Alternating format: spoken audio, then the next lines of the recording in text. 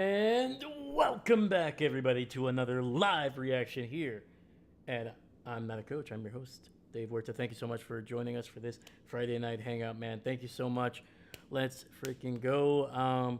Pre warning, I did lose. I don't even want to say I lost power. My lights and like the whole system went down like probably like an hour ago.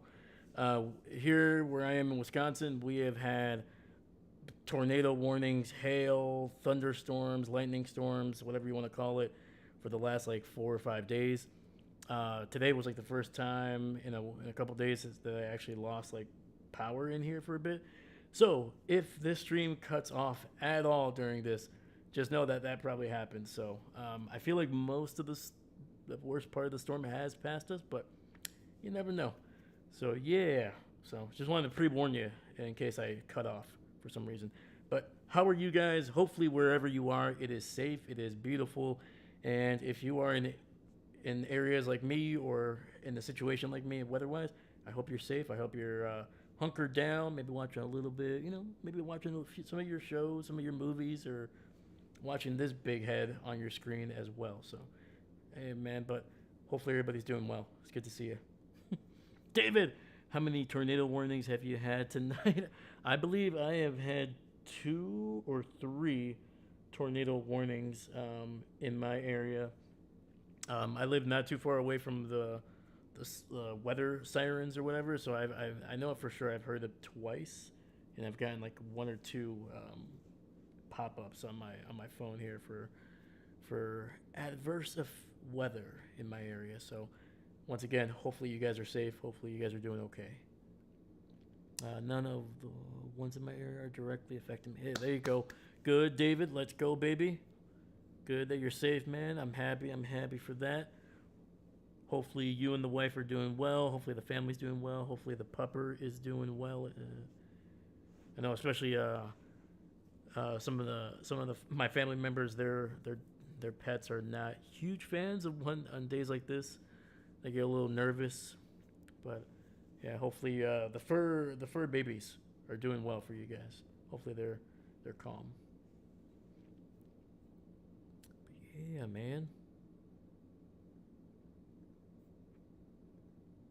Let's see here. Where are we at?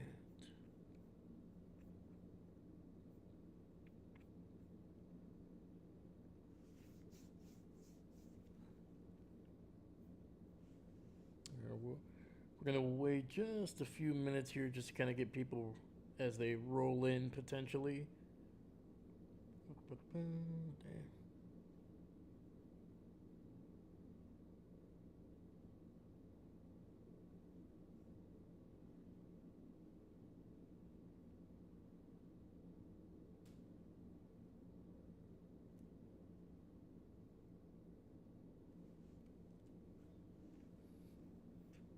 All right, just kind of finishing setting up some stuff here.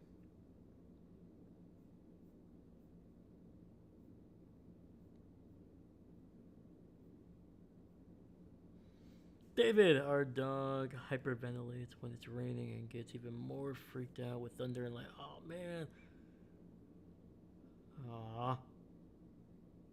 Well, I hope they're doing okay right now, man. I'm sorry about that, dude. Yeah.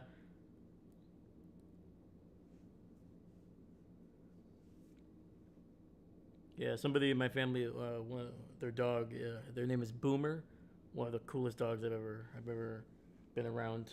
He gets a little nervous for sure during storms like this. So yeah, usually when they cuddle up to you during that time, they're a little bit more calm. So hopefully that's what's happening with you, David. But David, how you doing, my man? How's the family holding up with the storms? Captain Mickey Mouse, what's going on, my man? How did you like the fish tracks? So good, dude. So freaking good. I did enjoy them, my man. Thank you, thank you, thank you. Thank you for the recommendations, by the way, man. Yeah, I had to put them. They're gonna be like anytime I listen to a song or like an album that I like, I'm gonna probably be listening to them for like the next couple weeks. So I will. I'll keep you updated on what else I listened to. But it was good, man. It was really fun. It was just like nice and relaxing, kind of easy listening, which I like. Which I like. I'm uh, I'm all about that. Don't be wrong. I like my rock music, man. I like to get pumped up. But if I'm at home and it's late, I'm not trying to get all pumped up. Or I'm trying to relax. And Fish was nice.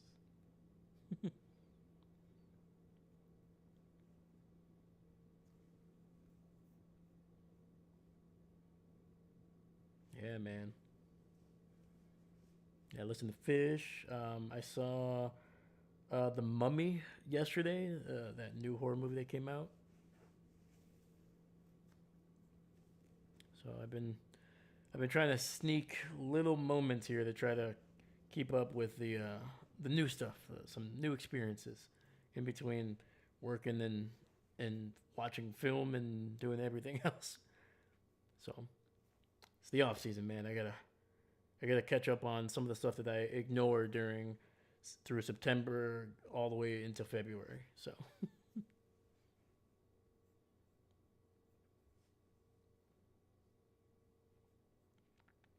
but Captain, how you doing, my dude? How's the weather where you're at?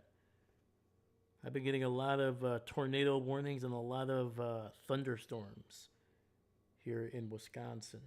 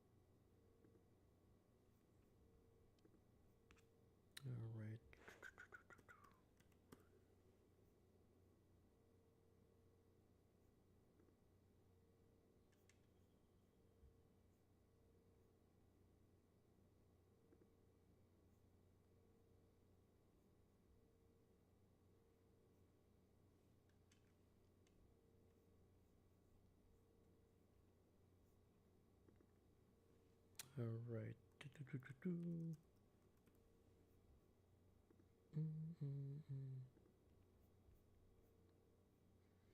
All right. So let's get into some NFL news that's kind of been running kind of throughout this week. So obviously we are less than a week away from the NFL draft, man. Yes, I will be going live for all 3 days for that, and I'll try to um, analyze every pick that I can, especially the first 2 or 3 rounds. I'll try to have some type of an opinion on each player. Hopefully, I did get a chance to watch some film on them. Some are definitely going to be more in depth than others, but I will have some type of kind of like inkling or idea of what that player might be bringing to that team. And as we get into the later stages of that round, it might be a little bit more difficult. But again, I will, if it's a name that I did not get a chance to see when that name pops up, boom, doing a little quick research, trying to find maybe something that that player did in college, maybe a stat here and there. We're gonna keep going, man. But overall, it's just gonna be us hanging out, just us hanging out and just having fun.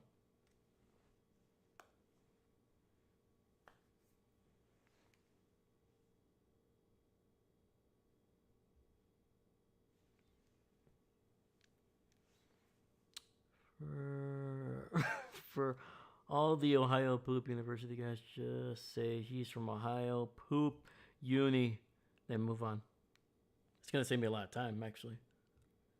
Especially in the first 2 rounds, that'll save me a lot of time. You know what, David? I think I might have to do that.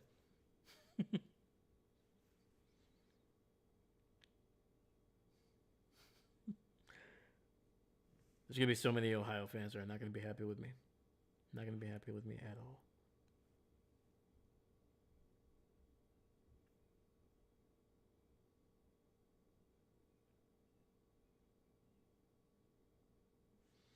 Let me see here. Oh yes, of course. Today, Will Anderson, the edge rusher for the Houston Texans, former what top 3 overall pick, um, got a new record-breaking contract extension for 3 years for $150 million. Yes, that comes out to an average of $50 million per year, the highest contract ever given to a non-quarterback. That yes, and that does break the Micah Parsons contract that Green Bay gave him last offseason. One thing to note that the deal has 134 million that is guaranteed.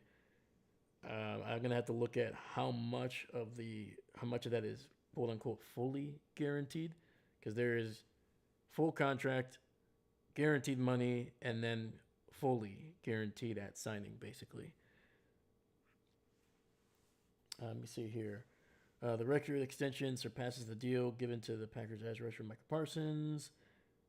Parsons signed a 4-year, $188 million extension that included $120 million fully guaranteed at signing and 136 in total guarantees. So that is what Micah got.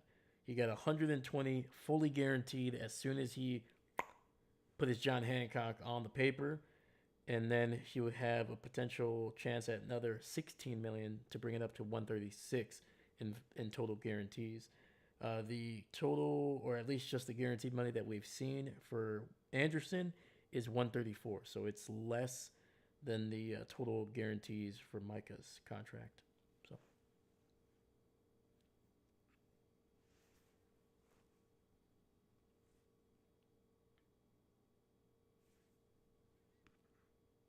I'm just trying to see anything else, anything crazy.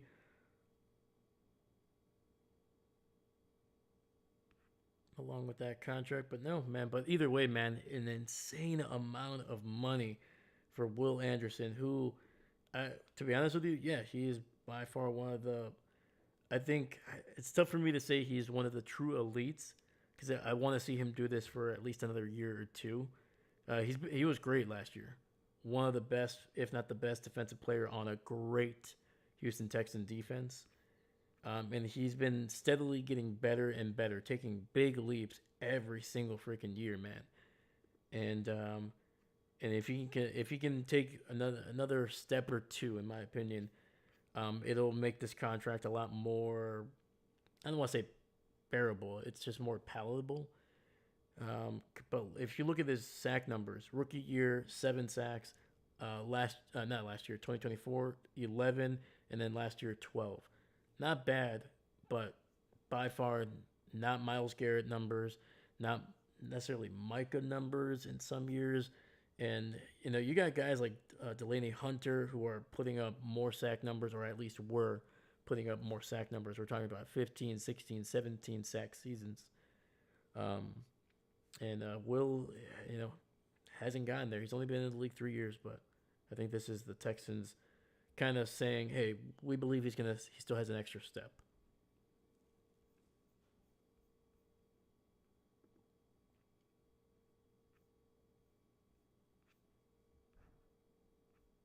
And on top of that, he's not an Alabama player. He is an Alabama player. He's not an Ohio State player, so he's got that going for him, right, David?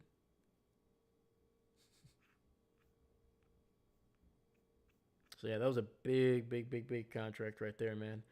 Um, like I said, hopefully he can live up to that billing right there, man. It's gonna be tough, man. $50 million a year for a defensive player. That is wild, dude. Absolutely wild. Like, quarterbacks weren't even making that much 5 years ago, let alone, that's insane. But the way I look at it, man, it's his first big contract. Congratulations to Will Anderson getting that first big paycheck. Getting that second contract, that's always huge for somebody. So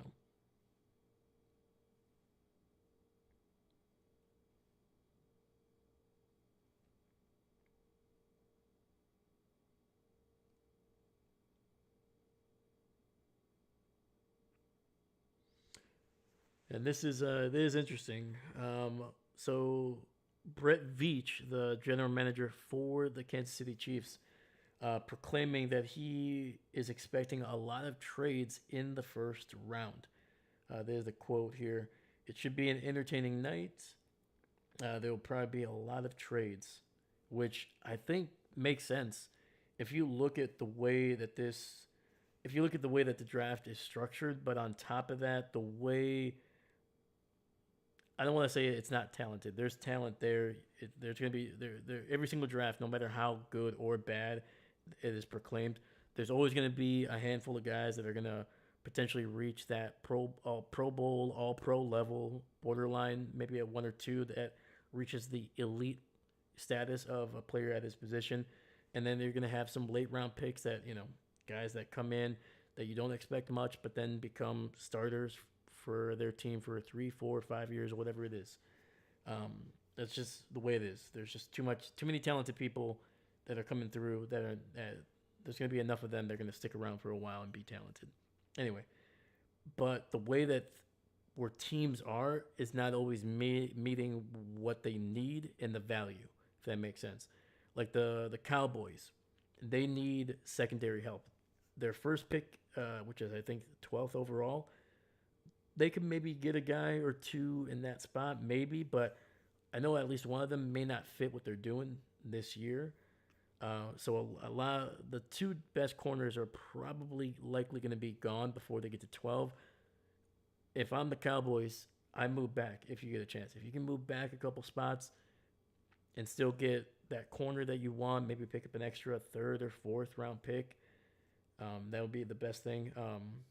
Like where the Packers are, there's there's a chance that when they get there, some of the best pass rushers that they're looking at in the second round may not be there. Same thing with the corners. It seems like a lot of that second wave of corners could go early in the second round, where the Packers they're kind of in that middle second round spot right there. So they might need to trade up if they want to, or if they stand pat, they're gonna have to maybe slightly reach or hope that somebody falls to them. So I feel like there's going to be a decent amount of movement, and I agree with Veach, man. That's what I've been seeing with like a lot of the mock drafts that I've been doing. A lot of the quote unquote trade experts, the ones that I follow at least, they have some teams potentially trading out of some spots, trading up. Giving up some of those late picks that they may not need. So yeah, man, I think Veach might be onto something. Or it could be a little bit of a smokescreen. Maybe Veach is just hoping he can kind of get some of these younger GMs to feel like they need to trade. Let me see here. Yeah, there isn't like a outside of Fernando Mendoza, there isn't a single player that is like, oh, this is the spot where he is gonna go for sure. Like if a guy starts to fall, you could see a team kind of like be like, oh man, we need this, but this is great value that he's here. We got to take the best player available. So,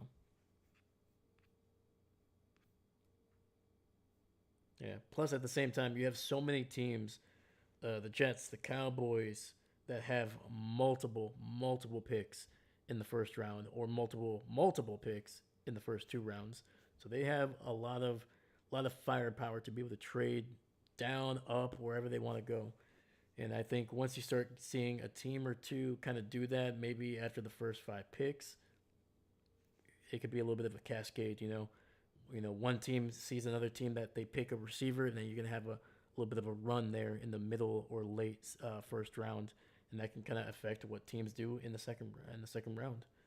There's gonna be a guy like Ted Hurst out of Georgia State, big, tall receiver, a little bit raw, but if in a year or two he can be potentially one of the best receivers in the game, man, 6'4", 200 pounds, ran like a freaking gazelle, and also has good hands and things like that. And there's talks that he'd go in the first round, but he's going to be a project. It's not going to be a 1 year he's ready to go. It's going to be year two, maybe year three before he really starts to put it together. So maybe he falls. So yeah. So yeah, I think Veach is onto something there with the trades there. I don't know how many trades are going to be. I think I could see the Jets trading out of the second overall pick, especially if they don't seem like they are too high on the Ohio State linebackers there, Sonny or Reese. But who knows, man? Edwin, I finally just subscribed right now. Let's go. Heck yeah, brother. Edwin, thank you so much, man. Welcome, welcome, welcome. How you doing, dude? Heck yeah, man. I appreciate you, man. And Edwin, let me know let me know who your team is and what are you looking forward to the most during the NFL draft. Let me know. I think there will be .42 trades in the four. Whoa, nice. Wait, 4.2 trades. Oh, I was thinking more like 6.9, but you know. But yeah, man.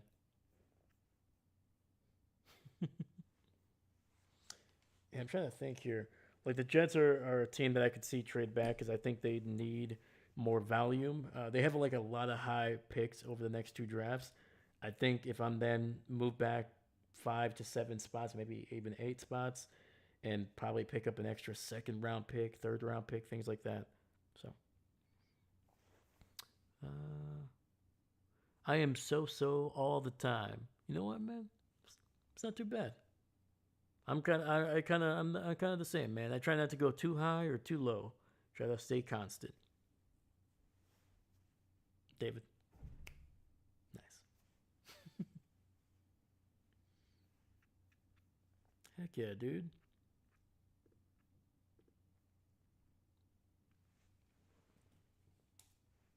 But yeah, man, I agree with Veach. I feel like this draft, since there's not a true consensus, there isn't a single like group of like position that is like truly strong in this draft. There isn't anything that's super deep. I think you're gonna find teams that are gonna want to be able to fit the need and the value. So there's gonna be a lot of movement. I think in the first two rounds, and after that, there's a lot of guys that are gonna be in day three that have a lot of potential, and I think teams are gonna be willing to stay where they are and let that player fall to them. And if they can get it, great value, boom, great. But I think early on, the teams are going to want to make sure that they at least find the need and the value in the first three rounds. So let me see here. Edwin, is it a new one that I am watching right now? Let me see here. Is it a new one I'm watching right now? Oh, are you talking about the stream, dude? Or are you talking about the draft? Let me know. Let me know. But yeah, the draft is on Thursday, so it's gonna be 3 days, man. Thursday, Friday, and Saturday. It's gonna be really fun.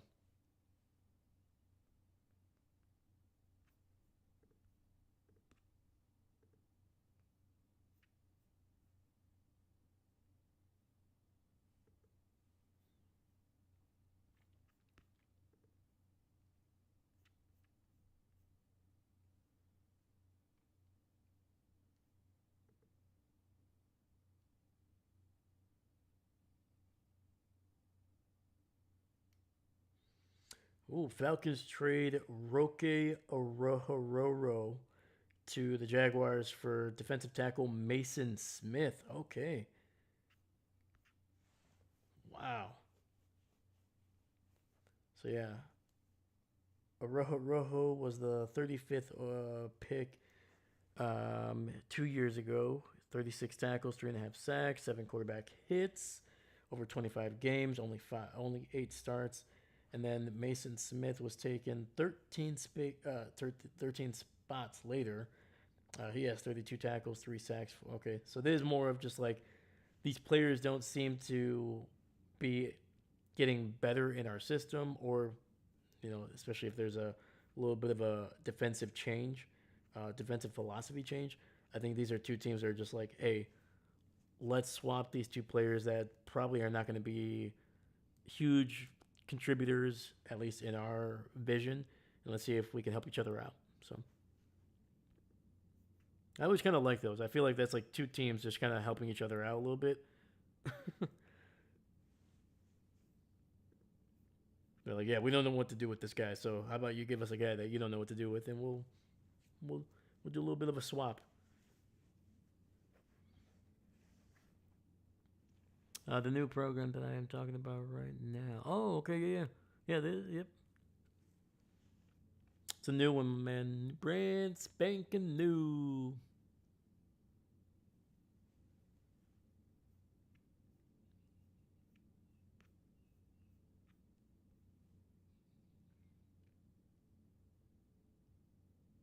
It's cool when you see a trade that you're like, that seems fair. Yeah. Yeah, I think what was it? A couple of years, actually, it might have been more than a couple of years ago. This might have been like 10 years ago. I think there was a trade. It was Kansas City and the 49ers. They basically just swapped um, wide receivers. I think the one that Kansas City traded was like a former first or maybe early second round pick, and San Francisco basically sent the same thing. Like it was like a guy that they drafted relatively high.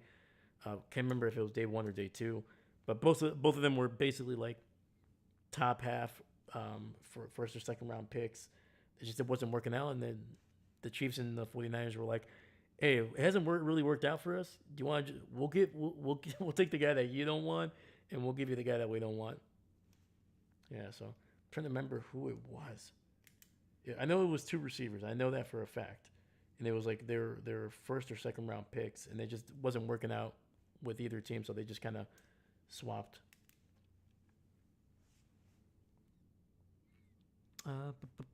Edwin, are you a Taylor Swift fan like I am right now? Um, I don't like. I don't dislike Taylor. She seems like she seems like a nice person. But she's not my kind of music. I'll just say that. I don't like. I'm not gonna be one of those people that's like, oh, she's terrible. That's not what I think. Yeah, it's just not my type of music. But like she has a lot of fans, man, and it's pretty cool, man. A lot of like kids and girls are like, they like her. So you know what? If it makes people happy, that's good.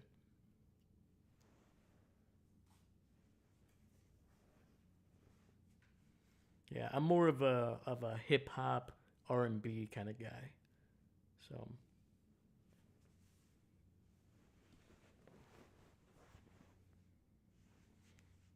but yeah, Edwin, what's your favorite Taylor Swift song, my man? Let me know.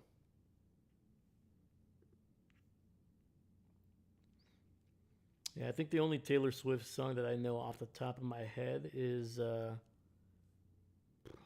God, I don't even know if I know the name of it, but it's like never ever ever getting back together. That's the only song I know. It's the only song I know, really.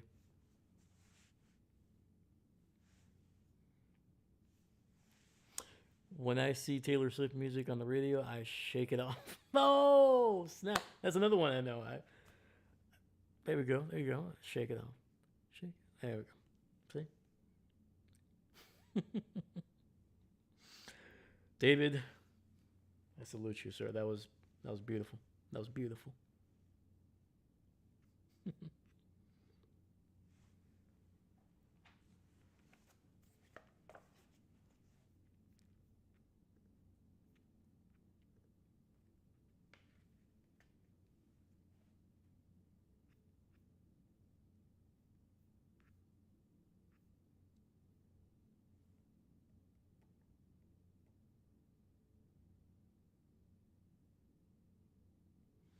I love her so far for the past 20 years in the making. Oh, yeah, she's been singing it for a long time, man.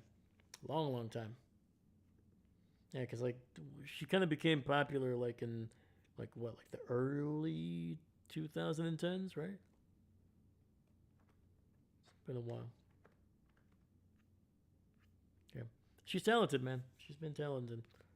I don't think you can stay that popular for that long without having some some talent. Um, but yeah, I'm trying to think here. It's like another artist that kind of reminds me of that kind of popularity from like a young age. Michael Jackson is one of them. Michael, like Young Michael to Michael almost all the way through like the 90s. Just banger after banger, dude. Like the guy, man, the guy has like what 30 to 50 songs that like people can just. Mr. Jeffries! And with the 27th overall pick in the NFL draft, the 49ers select Mike Vrabel. Ooh. Ooh. Big Mike. Big Mike.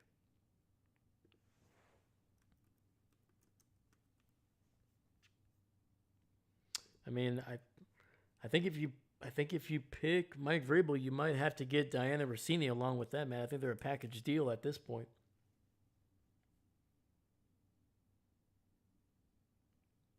Edwin, what is your name, by the way? My name is Dave. Hello.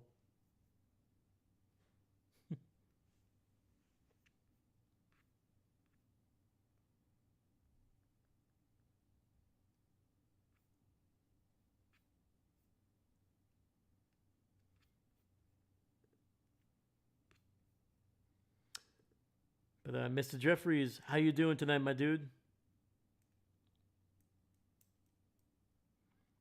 You gearing up for the draft, man? It's less than a week away. By this time next week, we will be in round 2 or 3 at this point. So exciting, man! So freaking excited, and that'll be the day that I'm looking forward to the most because the Packers will have 2 picks in that second and third round, man. They don't have a first rounder, so day one is going to be Packerless unless they somehow trade up into the first round.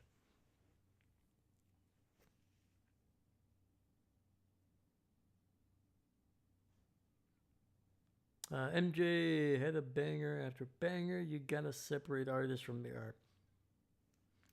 You do, man. You do, and it's. I feel like I don't want to stereotype because I don't think it's true. I think the majority of artists are just kind of like sometimes just regular people, but when you get to that higher echelon, you develop some something in your brain just kind of goes a little wonky, whether it's because of the influence of the pressure, whatever it is. So yeah, I feel like you have to do that sometimes with a lot of not a lot, but a certain amount of talented, famous people. Man, they get a little kooky. So what was that? What was that? Norman Bates quote from like the Hitchcock movie, Psycho? We all go a little mad sometimes. David, ha ha ha, burn on the Diana Rossini comment. I'm just saying, man. Diana and Mike, if you guys want to be together, that's fine, man. We're gonna judge you, but don't pretend like nothing happened. Come on, be weird. All right, it's 2026. All right. Doing good, my guy. I'm ready for the draft. Let's go, baby. Let's go. Dude, that was a star by 7-year-old. You can't be a normal human. Oh, no, absolutely not. Yeah, like imagine like you have like grown adults like freaking out when they see you as like a 7 to 9-year-old dude, and that just like never stopped. Yeah, absolutely wild, man.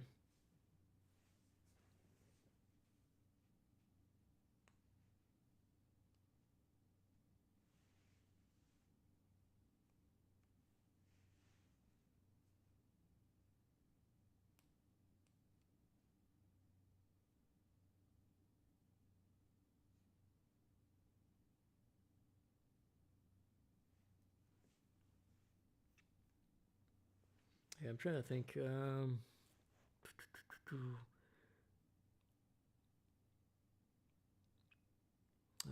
Daniel Day Lewis is another guy. He like not in terms of like Michael Jackson, but like a guy that just kind of like seemed like a strange guy for a bit. He was like a method actor, and then just all of a sudden, once he retired, I think he's like making shoes. Isn't it like a cobbler right now? Which I think is awesome. Like you're one of the more highly respected actors of your generation, and then you're just like, okay, I'm done. I'm gonna start making shoes. I'm like, all right, I like it. Miss Jeffries, I can relate. I've been a star since birth. My guy, at least that's what my mom tells me. You know what? And who's to say that she is wrong, my man? I can see, I can feel your energy through the chat, my man. That's star power right there. All right.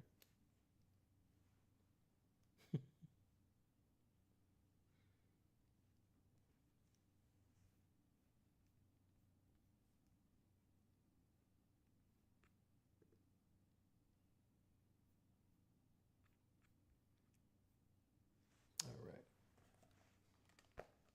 Let me see here.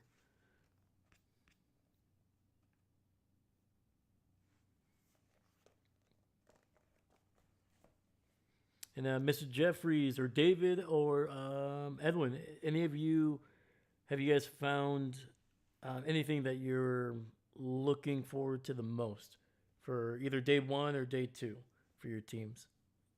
Because I think David, as long as you said, as long as you can get a tight end, as long as you can get a tight end, I know that.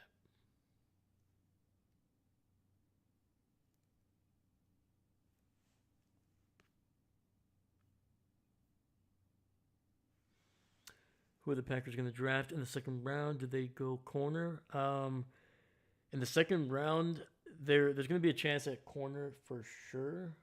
There's a couple guys that could fall to them, but unfortunately, I keep on seeing some of those corners start creeping up into the early part of the second round and into the first. There's a guy, Chris Johnson, that I'm hoping that they pick up. He's I think from Arizona State. Let me double check that. Let me double check my work.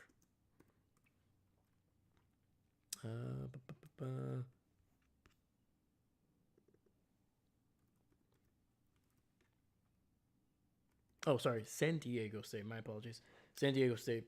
Um, he's a guy that I really want for the Packers. He fits what they're trying to do um, in the secondary right now, but he just kind of keeps getting creeping up into that first round a little bit here. But they could go edge rusher. I know there's a guy that they brought in, Romelel Height. Sorry, probably butchered that first name. Romiello Heights out of Texas Tech, 6'3", 239. Kind of what I think they're going to try to move away from is the Rashawn Gary kind of bigger back that only can win with power. Heights is definitely an undersized guy. He's only 239. You want typically you want a guy like that, especially his 6'3" frame. You want him closer to 250 to 255, so you can kind of have some more power to his frame, so he doesn't get kind of stonewalled by bigger tackles. Having said that, the kid is explosive as heck. He's undersized, but he is explosive, man. Quick first step, and also is able to bend. So when he's kind of trying to get around the tackle there, able to kind of flex his ankle and an angle and kind of bend around him to get to the quarterback, which is something that Rashawn Gary had none of. No offense to Rashawn. I love Rashawn, but that man was not bendable. It was he was either gonna bull rush you, and if that didn't work, then that was it. So let me see here. Mr. Jeffries, we do need a nose tackle. Help free up Bosa. There we go. 100%. For the Bills, for the 49ers, absolutely. Nose tackle, I think you guys need to get a little bit stronger there. The running game, the run defense was not as strong as it's been in the past.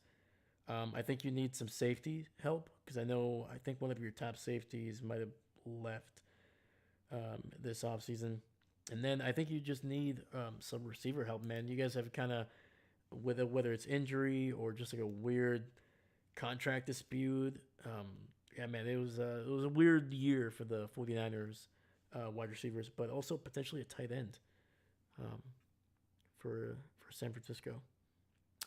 Guard and center is also a spot, and there's some really darn good guards, man, in this draft. I feel like guard and center is a great. This is a great draft for the first 3 rounds.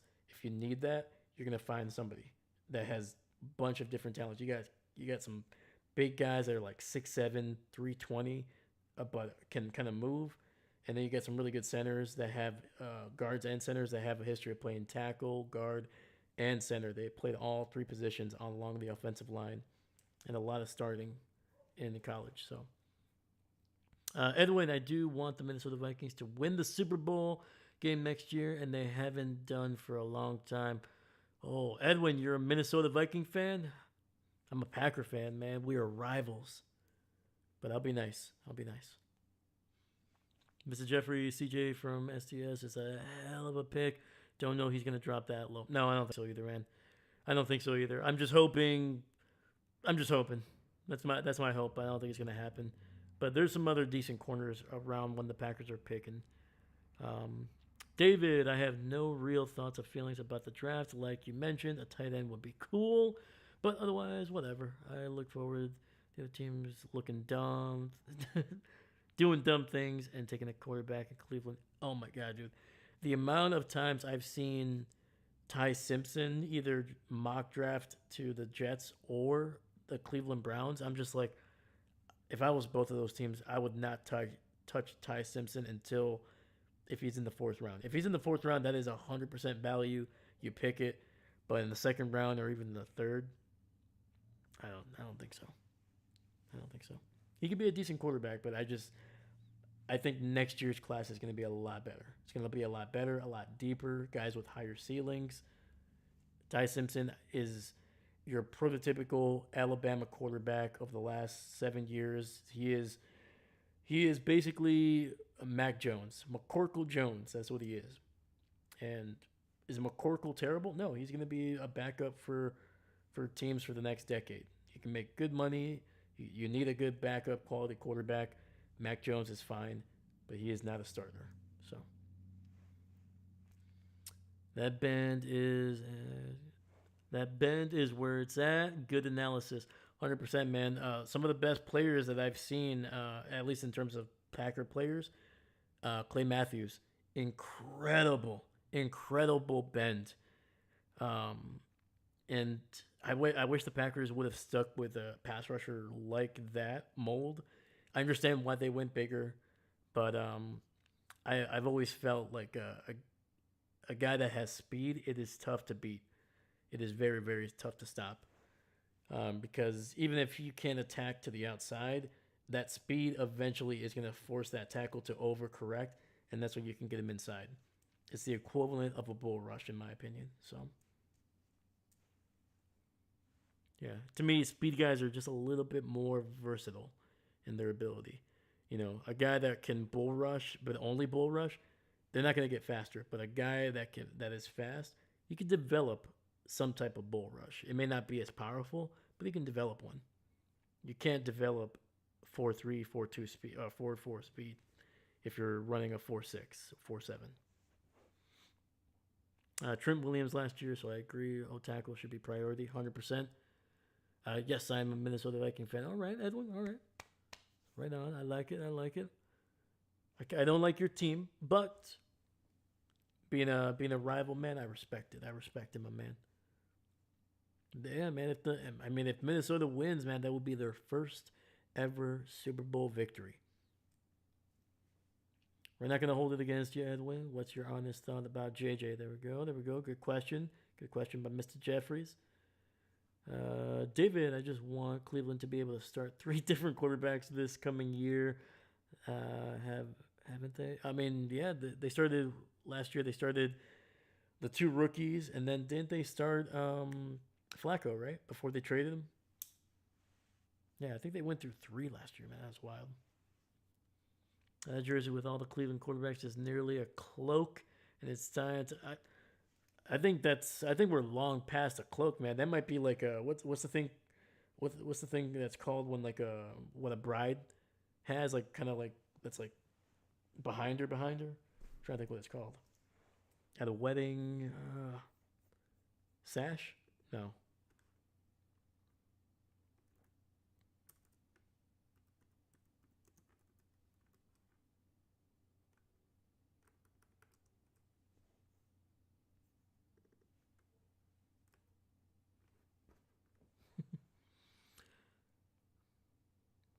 Edwin, almost everything from JJ so far. Okay. Clay had the Play-Doh band. Yes, he did, man. Yes, he did, dude. Clay was an absolute freak. It was incredible, man. His first 3 to 4 years in the NFL, man, I have never seen anything like that with a Packer defender, man. Just immediate impact. Like you knew how good this guy was after I can't remember if it was game 3 or game 5. It was in the first like 5 or 6 games.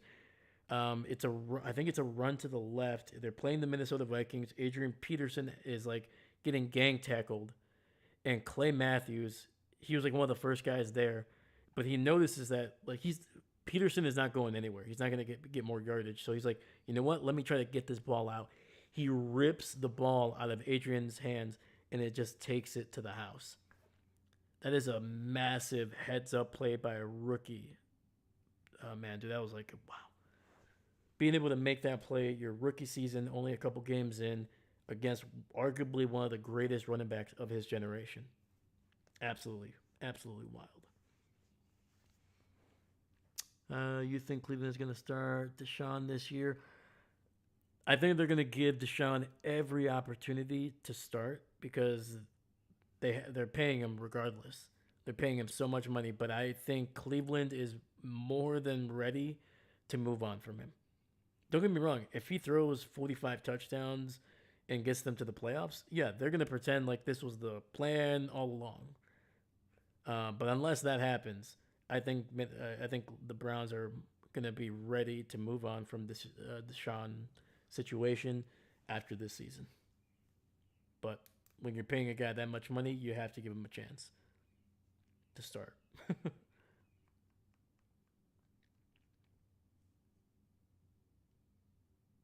There we go. Train. Thank you, Mr. Jeffries and David. Thank you so much. Thank you. Yeah, that then the list of quarterbacks for the Cleveland Browns. That's like a wedding train at this point. That's hilarious.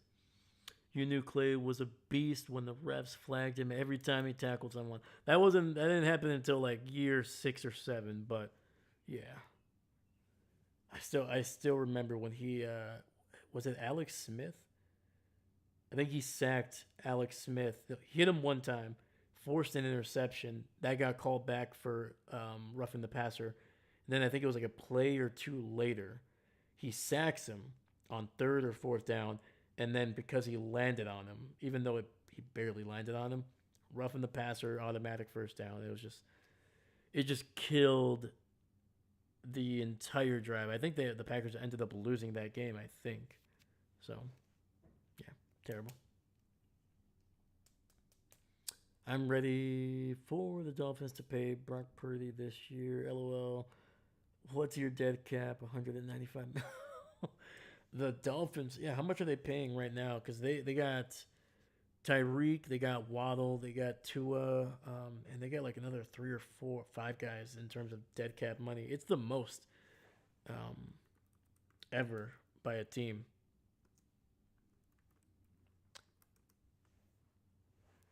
The Miami Dolphins face an NFL record $182 million in dead cap in 2026, representing over 60% of their total cap.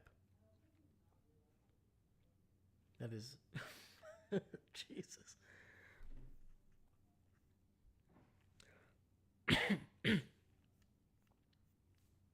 Yeah, that is absolutely wild. Yeah, more than half of that dead cap is 99.2 million from Tua alone. That is the highest dead cap for any single player in NFL history. Dude, you watch the UFL at all? The quarterback play is asinine. I I remember when they first did it. I think it was their first year back or their first year of a quote unquote existence. I watched it and it's fine. It's fine. Um, I think I think the way that the UFL could help improve getting people to want to watch it is one, make it more available because it's like they've like you have to have an ESPN thing, I think, or whatever the heck it is. I don't know. It's tough to find it. But on top of that, I feel like they need to be able to create allow some of these players to be more. There needs to be something on. I don't want to say on the sidelines, but there needs to be some type of hook, other than some of these players might be on NFL teams in the future, or some of them were in the past. And it's just like I don't know. It's yeah. I think the quarterback play is the biggest issue. I think there's some good running backs. I think there's some good defensive players. I think the the competition is fine for the most part. But there clearly the last couple of years there's been 3 to 4 teams that are clearly above the rest, and it's no coincidence that they all have the best quarterbacks in the league. So yeah, I like the NFL trying out new shit for the yeah, 100%, 100%. I think that's a good testing ground. And I think that what the UFL can potentially do as well, and this may not be helpful, they may not happen because there's so much more money that can be made in college nowadays. But I think before the NIL deals were really hitting, I think the UFL could have been a great option for some of these kids that from smaller schools to be able to get more exposure to basically go pro, quote unquote pro, earlier. But unfortunately, now you can just transfer to a different school within, I think some of the guys that are going to be drafted this year, I think there's going to be like 2 or 3 dozen that transferred more than 2 times. I think I saw a guy transferred 5 times in 7 years in his college career. Granted, that guy is going to be a late round pick or maybe an undrafted player, but still, the fact that you can transfer 5 times is insane. That's like a transfer every single year that the NIL stuff has been going on.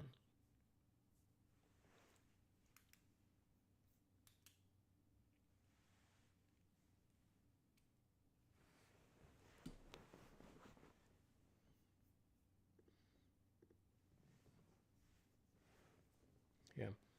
And don't get me wrong, I'm not besmirching these guys from transferring. At the end of the day, the school is going to make its money.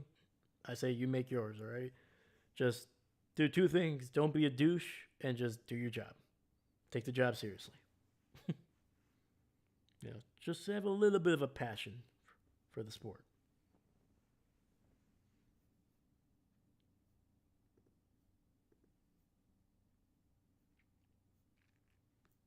But yeah.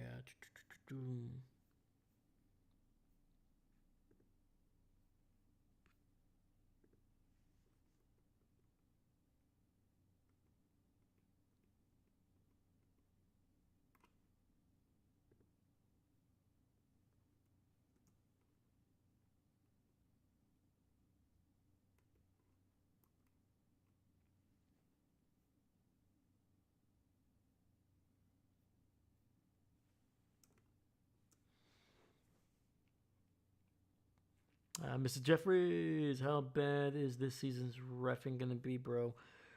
We've done this song and dance before. The fail me. Oh my god, dude. I'm just hoping it doesn't affect the Packers again, man. That's all I'm hoping. It's gonna be bad. It's gonna be bad. Like as bad as the regular referees are, it's not gonna get better when they're less talented. When they're uh, less they don't know the speed of the game. Like I remember the last time they did this over a decade ago. Some of these guys were like high school referees. Like that is a massive, massive jump in terms of athleticism and everything. And it's not going to end well. Which like I don't understand how the NFL thinks that this is going to go. And I think they know it's going to be a disaster, but I think they also know that their audience is going to grumble and get mad, but they're not going to care enough to stop watching, and the NFL knows that. And if they can leverage a couple games or have a couple bad games, but maybe leverage an extra 1 to 1.5%, they're willing to do that because that'll save them potentially hundreds of $1 million over the next 10 years on that deal with the referees. So yeah, I'm just hoping if there are replacement refs, which I hope there isn't, but if there is, I hope there's a balance. Hopefully the Packers can get the benefit of a bad call this time, and I hope it is against the Seahawks. All right.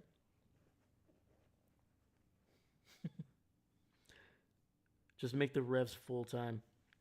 Absolutely, man. I agree with you, but that the NFL does not want to pay for full time referees.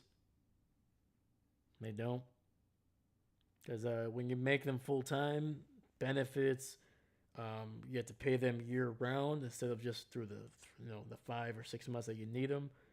It's a whole lot more money invested, and the NFL is doing everything they can, just like any business. I don't want to say every good run business, but just like any business, if they can save a couple dollars or a couple $1 million here and there, they're gonna do that.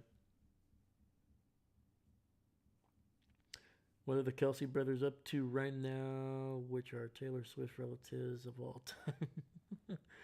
Yeah, I think the Kelseys, they're still doing their podcast, right? They're still doing that.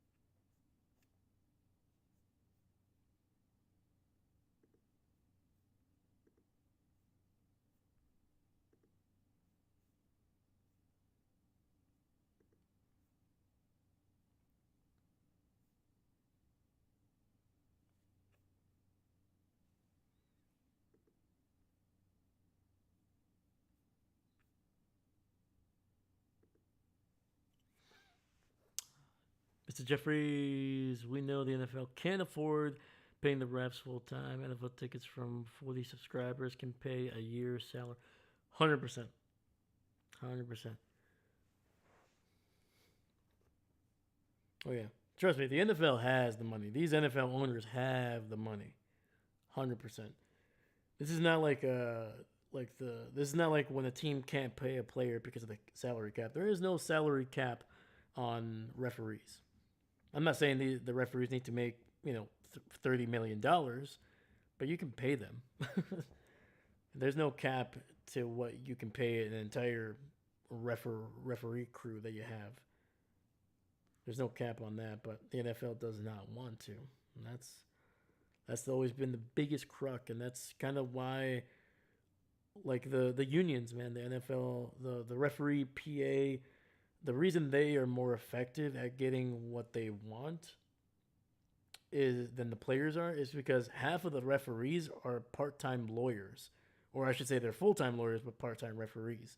They know how to advocate for themselves, and they are very much financially secured because of what they do for them, not only individually but what they're able to do for each other. They're willing to not do games, for a month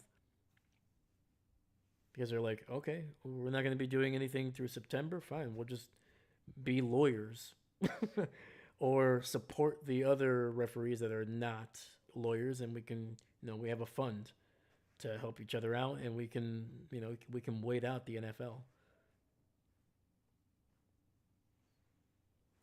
So, yeah, unfortunately, that is how the NFL is able to weaken the NFLPA because even though guys like Patrick Mahomes, Jordan Love, guys that have, or like Will Anderson, the guys that have gotten that big major second contract, the majority of the NFL players, yes, they're making six figures or more, but taxes, agents, everything else, eventually, and on top of that, if they don't play games, they don't get that paycheck and they won't get that retroactively afterwards.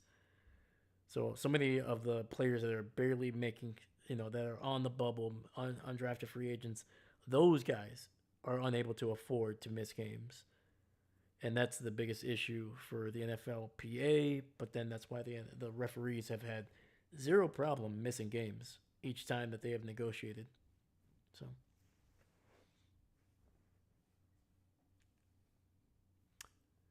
I don't know. The refs are too invaluable to the game. 100%, I agree with you. Even though we have issues with them, like let's be honest, it's not like we're fans of the referees for the most part, but we know that they're for the most part they are put in bad positions to make bad calls. I feel like most of the time, I've never rarely felt like a group of referees are just making bad calls just to make them. I think it's just more of like it's a bad rule that they're being forced to enforce. Like the coaching staff doesn't affect the cap 100%.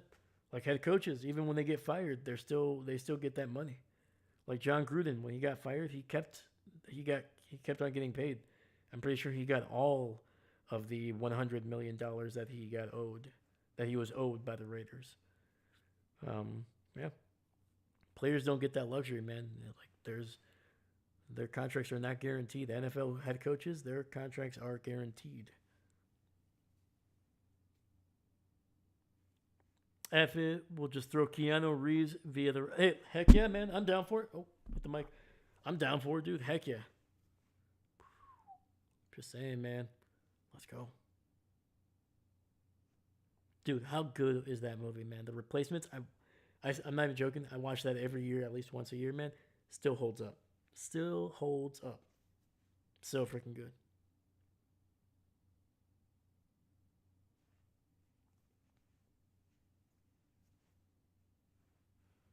What was it?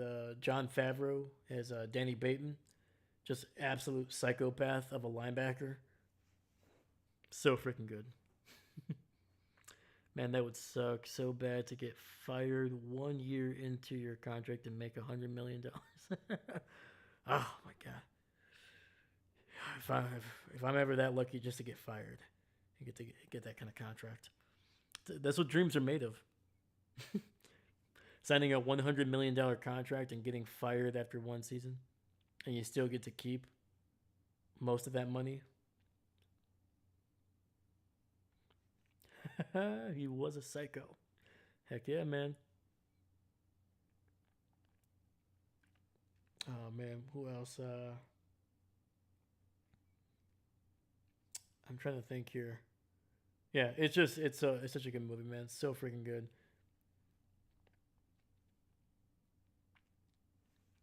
I think the last 2 years that I've been doing this channel, when we get to the playoffs, I've been putting up a quote from the Replacements every time.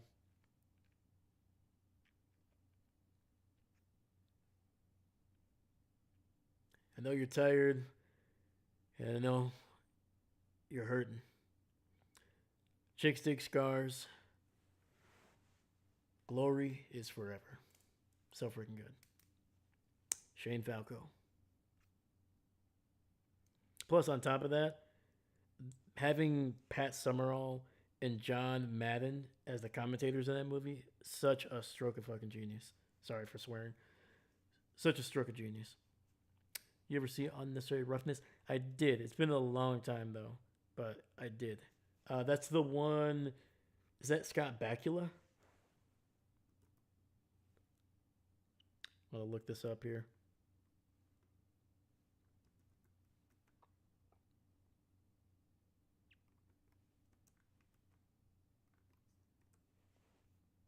Oh, it is. It is Scott Bakula. Holy cow. I got that right. That's hilarious. Yes. I think I saw this when I was a teenager. I think. It's been a while. It's been a while. Edwin, what are Taylor Swift's relatives, Patrick and Brittany Mahomes, up to right now as well? I don't think they're relatives, my man. Cause yeah, I don't think they're relatives. I think they're friends, probably. But yeah. Mr. Jeffries, yes, Scott Bakula was the quarterback. Let's go, baby. Dude, I don't know how I pulled that out of my butt, but that was awesome. And Kathy Ireland as a kicker, of course, man, the legendary Kathy Ireland.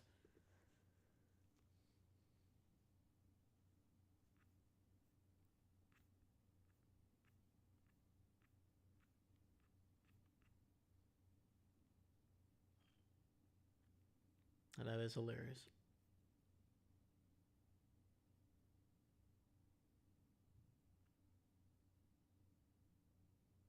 Oh,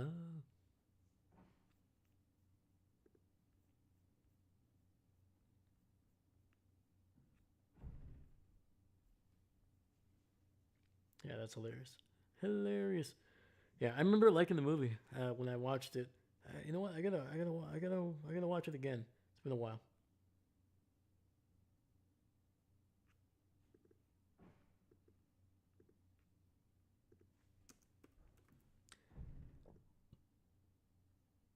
Wait, Jason Bateman is in this movie?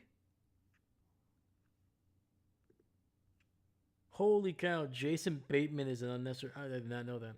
Sorry, we're getting off topic here, which is typically what we do on the channel here. I'm not gonna lie. I'm not gonna pretend like that's a novel thing.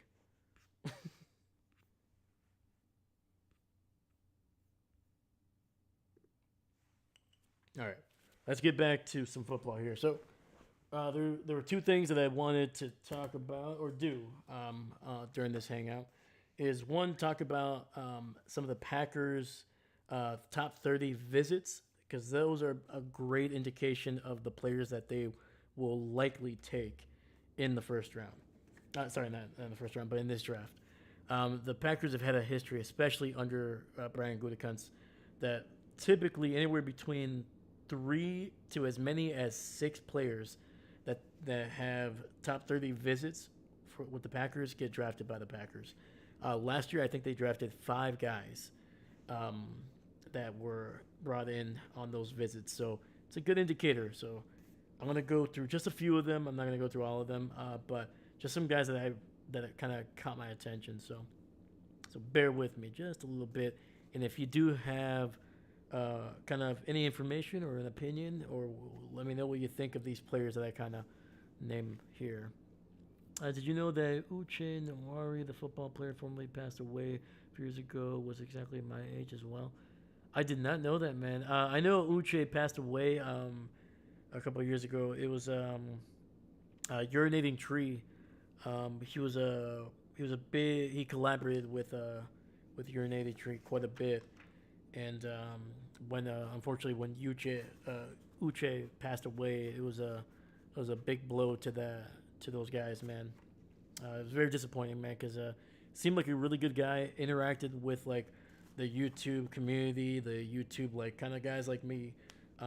Anytime somebody reached out to him or kind of wanted to just talk and ask questions, Uche was like so much, such a good guy to talk to, and he was willing to like talk about football with you at all. So that was really cool, especially like a former NFL player, just kind of immersing himself in kind of like this weird little subsection of NFL football on YouTube.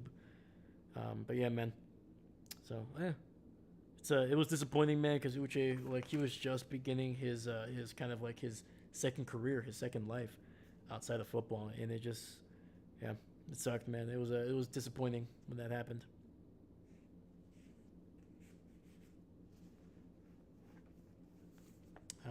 But yeah, going back to the top, some of the players that the Packers have brought in for some visits, man.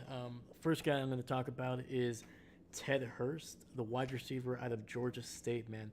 This is a guy that is probably not going to be there when the Packers are picking in the second round, but it's a guy that if he falls far enough, I could see that I would be very surprised if the Packers don't try to move up to get him.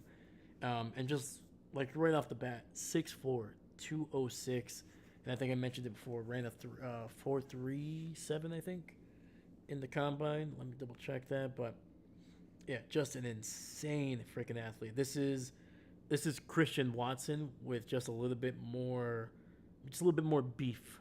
Let's just say, big wingspan as well. Doesn't have oh sorry, he ran a 4.42 at the combine. I think he ran a little bit faster in his pro day. Um, but yeah, dude, just a massive human being. Great wingspan, great hands as well. Very good hands. But he is definitely a project. His route running, it's not bad. Like he has routes, but he's definitely gonna need a year or two to kind of develop. And I hope the Packers get him, man. I know he's not gonna probably be there. There's just too much potential with this guy. This is a guy that gets drafted um, probably sooner than where his skill set is at the time. But that's because it is all about potential, and this guy has the potential to be one of the top wide receivers in whatever conference he is in. So, Edwin, he was Igbo and Nigerian like I am right now as well. Oh, heck yeah, dude. Right on, brother. That's awesome, man. Yeah. I'm glad Uche, hopefully he was able to represent um, the Nigerian people well, man. Yeah. Once again, Uche just seemed like a lovable, good person, man. Always seemed like he was more than willing to like just talk to anybody about anything, any questions, anything to do with football or anything else, man. Seemed like a good dude. Yeah, man. Unfortunately, sometimes the good ones they pass away young, man. It sucks. You got guys that are 95 years old that are just terrible human beings. That are just still lumbering around this earth. Won't name any names, but you know. Hurst is gonna go first. Dude is a free 100%. People keep on mocking him in the early second round. I would be surprised if he does make it that far. The only reason I think he could make it to the second round is if the run on receivers goes late. If there's an early run on tackle or guard, not guards, but tackles, or potentially even like some of the edge rushers or the cornerbacks start pushing some of these receivers down. I could see Hurst touching that back end of the first round, but yeah, I think he'll be long gone by the time the Packers pick. But not first pick, but first round. Very good. First Trump. Not gonna name any names, but you know. Now, and I'll say this: it doesn't matter the color of tie. There's a certain, it's just a, you know, got some people that are just like, you know what, man, maybe it's time for you to retire, you know.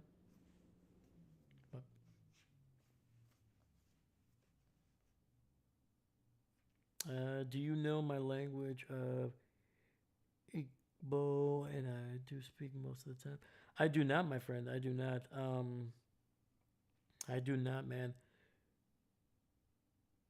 Honestly, I should know more languages than I do. I know two languages, um, and I know a little bit of sign language, just enough to be able to communicate with some people, just kind of basic questions, but nothing extensive. So,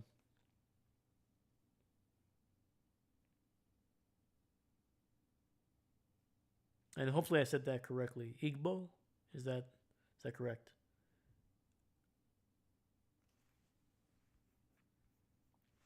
But yeah, so the Packers brought in Hurst. The other play that they brought in is Romello Heights, the edge rusher out of Texas Tech, 6'3", 139. I talked about him earlier. Explosive player, doesn't have a whole lot of power, a little bit undersized, but is a guy that is still relatively young and can probably develop some of those skills. He's a guy that I really want. He's a guy that could and probably has a chance to be there where the Packers are picking in the second round. That is probably the best player that will be available at the time for the Packers, and they needed somebody else opposite Micah Parsons. Man, they need to find a Robin to our Batman, and they tried with Gary, and it just did not work. So they got to find a replacement. That is right, Mr. Day. Oh, heck yeah. All right. Sweet. Heck yeah, my friend. And Edwin, so how many languages do you speak, my friend? So, Igbo, and it seemed like you're doing pretty well with English. So I'm assuming that's your second language. So yeah, let me know.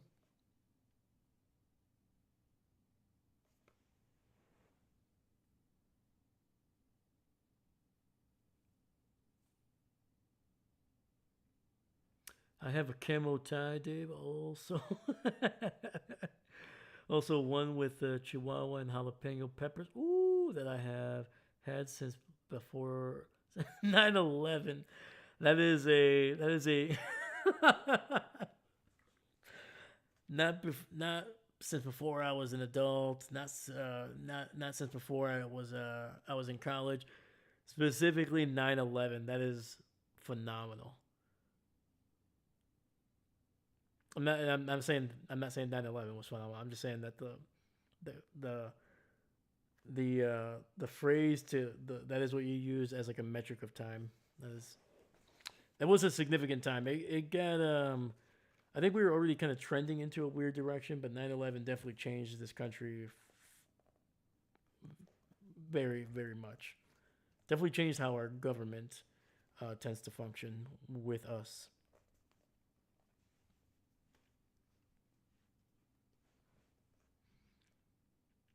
Mr. Jeffries, hell, definitely be there, and I think it would be perfect opposite Parsons. I agree with you, man. I mean, with Heights, it might take like a season or two. Usually, pass rushers, it's rare that they hit off, with like double digit sacks. But I think if you can get Heights as your number one kind of starter, and he can get you 7 to 8 sacks, or at the very least, is pretty decent against the run, which he has been pretty good against the run in college. I'll take it. I will take it. 9/11, January 6th changed our political landscape. Fortunately, yeah. Yep, yep, yep, yep, yep. Very strange, man. Very, very strange.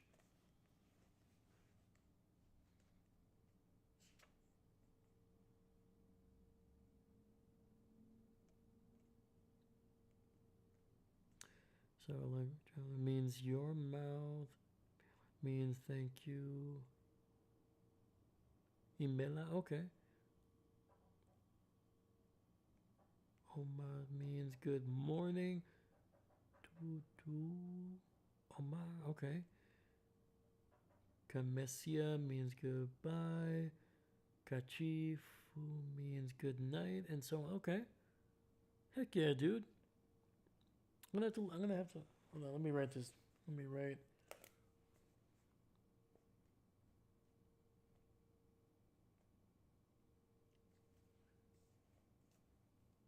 Igbo. Okay. I'm gonna have to look up some phrases, my man.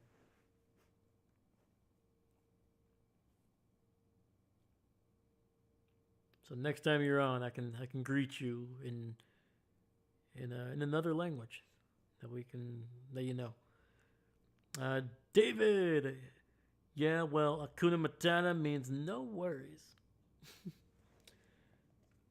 It's our motto. What's a motto? Nothing. What's a motto with you? Sorry, I Lion King was my favorite movie growing up as a kid. It's still my favorite cartoon movie of all time. So freaking good.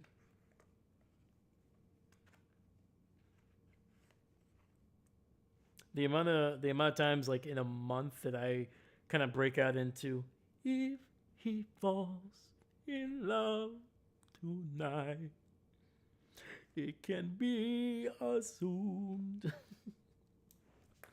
is every day's. Anyway, sorry. Like, when will you do that?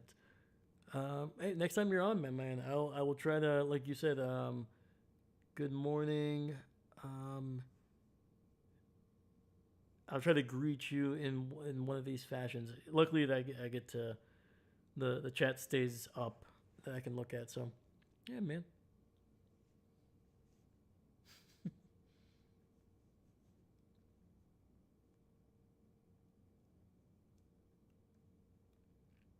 Mr. Jeffrey is LOL. What's the matter with you? So good. Let me see here.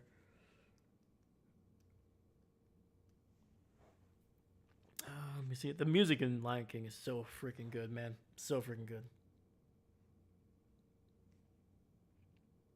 Be Prepared. Probably one of my favorite songs in that one. So freaking good. Obviously, the opening song is like a classic.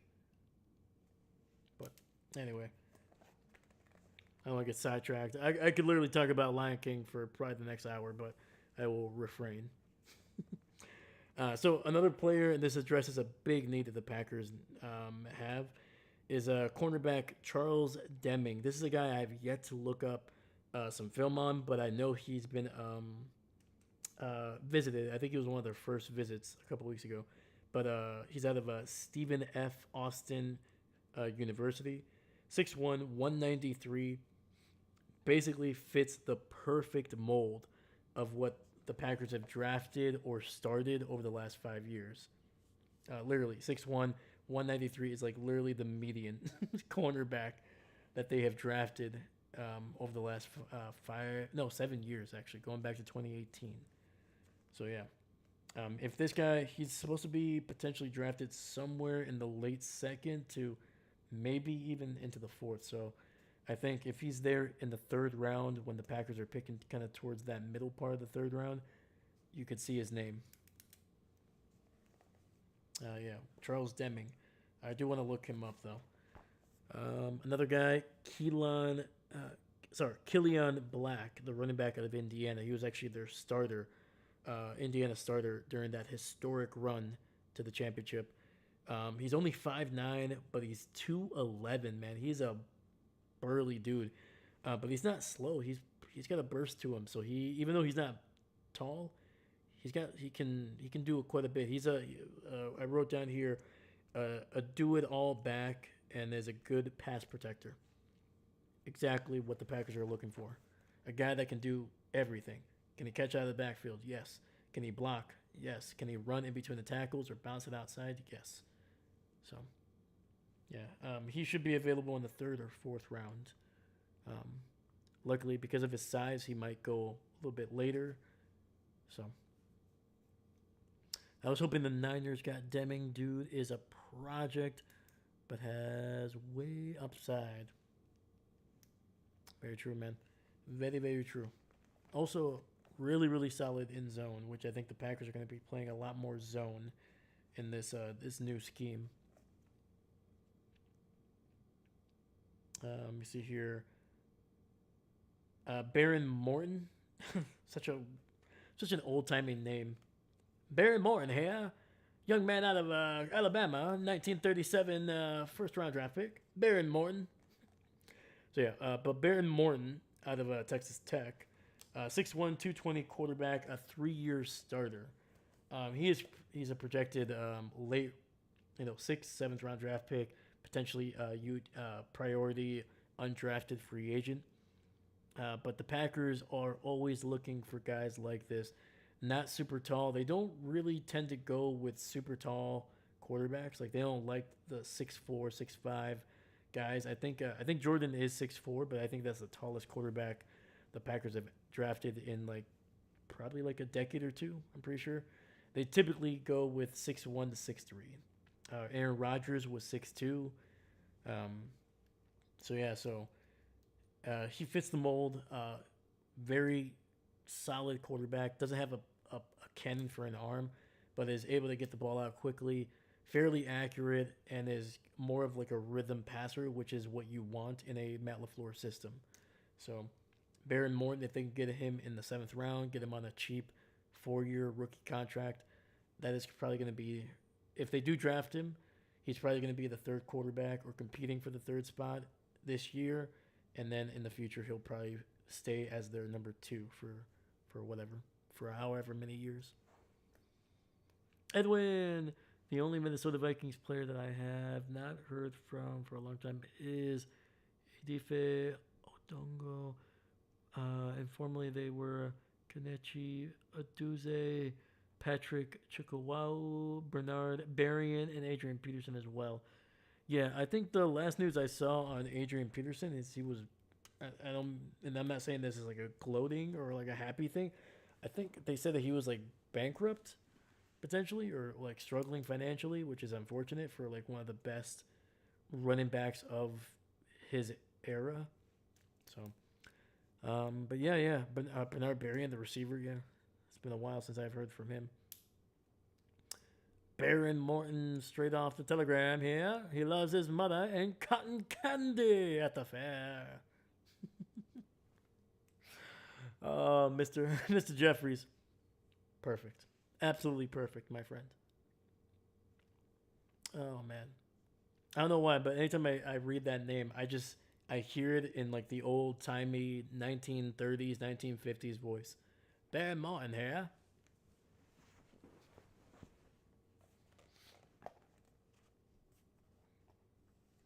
And then final two players that I was going to talk about that visited the Packers or were brought in for visits is a receiver Chris Brazell from Tennessee. He's also another guy that is kind of wafting in between the first round into the second potentially. I think the Packers are just hoping that Ted Hurst or Brazil are able to fall into the second round, and then they may have a chance to be able to trade up to get him. We'll see. We'll see. But he's also another big, tall receiver, man. And the Packers are looking for height at their receiver position. I think they are kind of done. They've always liked taller guys. They've always liked 6'3" or taller. Typically, I think they're kind of moving away from that middle ground of like 5'11" to 6'1", unless you're like a Jaden Reed, where the talent and the versatility is undeniable. But Chris Brazell out of Tennessee, 6'4", 198, ran a 4.37 and has a low drop rate throughout his career at Tennessee. So potentially a guy that could be the next big bodied receiver in the NFC North. Edwin and even Brett Favre, formerly which he is. Oh, I mean, you're not wrong. You're not wrong. He is a former Minnesota Viking. Yeah, man. Old Brett Favre there, the old Mississippi Bandit. And not a bandit for the people, let's just say that. I'm sure that volleyball court is very nice at Mississippi State. And the other final player that I wanted to talk about was Lee Hunter, the defensive lineman out of Texas Tech, another player from Texas Tech, 6'3", 318. He is a guy that does not fit what the Packers usually try to look at when it comes from when it's coming from an athletic background. He's not super athletic. He has I think a 6 or a 5 rating on the Ross, like raw athletic skill trait, which the Packers tend to go for guys that have 9 or better on that in that scale. But the reason that I think the Packers are looking at him is one, they're hoping that one, he's a good run defender, man. Like almost 300, over 300 and almost 100. Oh my gosh, almost 320 pounds. Good run defender. The Packers need some help inside, some beef.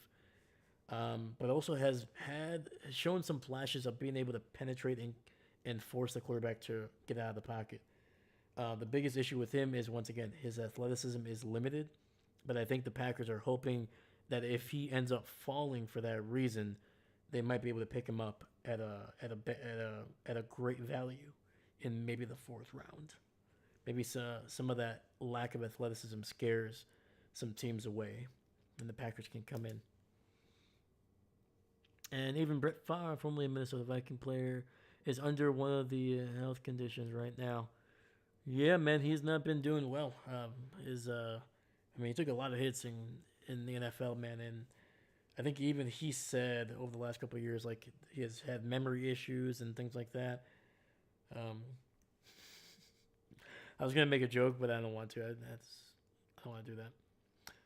Like my ass off the volleyball court. Good pull, my man. I'm sure it was nice. I'm sure the people of Mississippi had no problem paying for that. Who needs food, right?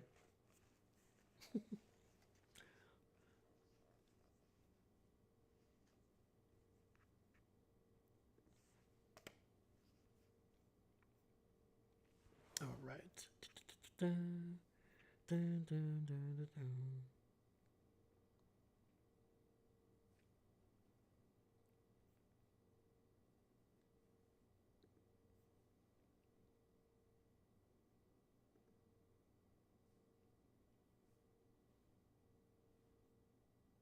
All right, let's see here.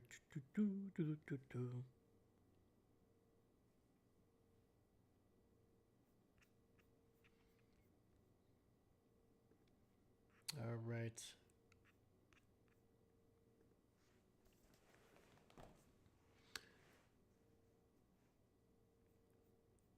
All right, guys.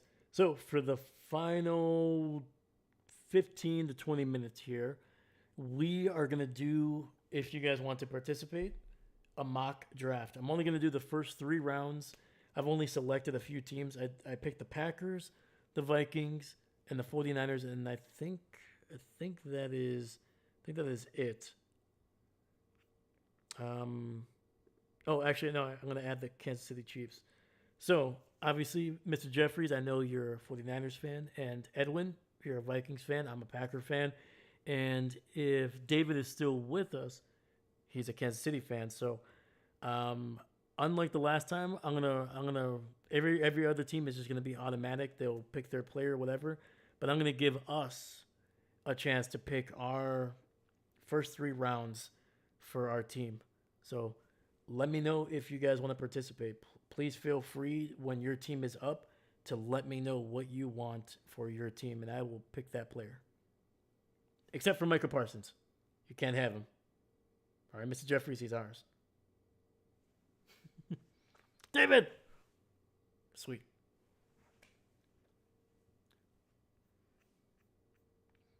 Mr. Jeffries, you got to ask, man, is that a pic of Shia LaBeouf behind you? Oh, this right here? No. Listen, man, I was a big fan of Transformers. He was my favorite player, and I was also a big fan of Even Stevens, okay? No, this is Kid Cudi. This is the cover of Man on the Moon 3, which is, yeah, Kid Cudi is one of my favorite artists. He's up there with Frank Ocean and Kendrick Lamar for me. I'm pretty sure I have every Kid Cudi album. Even the rock album that everybody apparently hated, I'm not gonna lie, I kind of liked it. Is it perfect? No, absolutely not. But I liked it. There's a couple songs that I like it in that album. So, but yeah, no, this is a Kid Cudi. Kid Cudi, the Cudster, the man on the moon, if you will. Edwin, how have you been tonight, Mr. Dave? I've been well, my man. It's tough to have a bad time when you're talking about football with some really awesome people, man. So, I have been good. Yeah, luckily it looks like the storm in we in Wisconsin here we've been dealing with a lot of like bad weather, some high winds, tornado warnings, almost the entire week. We just got some hail that fell down. From what it looked like, it was just all little small pieces. So I'm hoping there's no dents in my car. Um, yeah, but unfortunately, some of my neighbors have not been. My neighbors in like the surrounding area have not been so lucky. One of my neighbors showed me what happened to their car. Their back window got just completely busted by a big giant rock of hail or a big piece of hail. So that was not fun. So yeah, but luckily been safe, been okay. Luckily the family is doing okay as well. One of my family members lost power for like a day, but luckily everything was okay. David, where will there be the team names thing so I know whether to pick edge or coordinator or quarter? Yes, yes, yes, yes. There should be. There should be. Let me see here.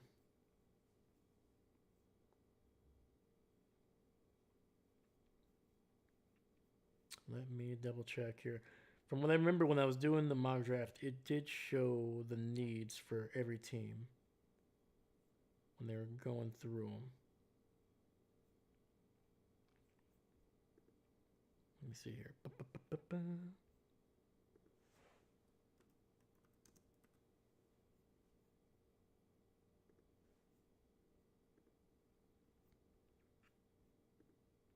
Okay.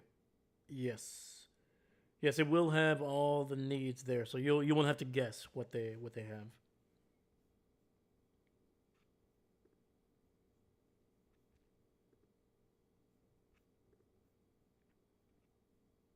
Minnesota and San Francisco. Okay. Perfect.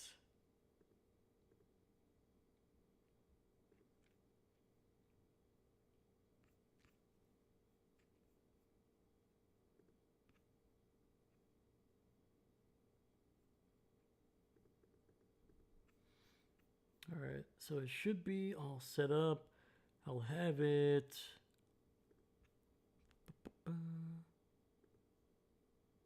Sorry, just setting it up here, just making sure that we can see everything.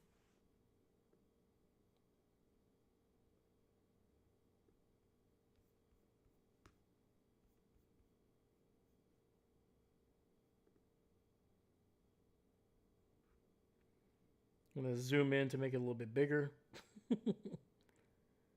And there we go. Okay. So you probably won't see my face a little bit here, but it's okay. I know some of you guys need a break from me. I know. I understand.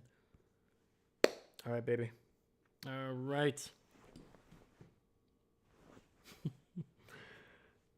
All right. You guys ready for this bad boy? Once again, we're going to be doing the first 3 rounds, and we're only doing the Packers, Vikings, Chiefs, and the San Francisco 49ers, man.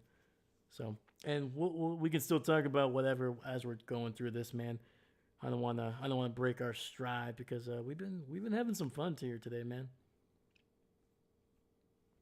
Also, if you guys get a chance while picking the player, give me some recommendations for some music, man. It's been a while since I listened to some new music. All right. Oh, the draft is going here. All right, there goes Mendoza. There goes Sonny Styles, David Bailey. Woo. Uh-oh. We got a question for Mr. Stegosaurus. The the Detroit Lions are offering you the 17th overall pick, the 50th overall pick, and 213 for your 9th overall pick. Do you want this? Do you need it? All right. And these are the players that you can still draft right here. You got Ruben Bain, Caleb Downs, Malachi Lemon, Monroe Freeling. You got your favorite player right down here, Kenyon Sadiq.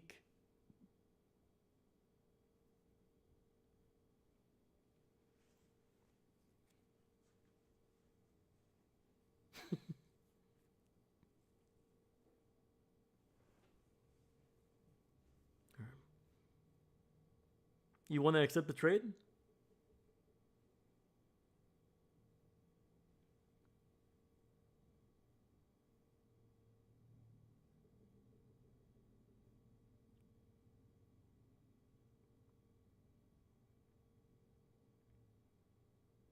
All right.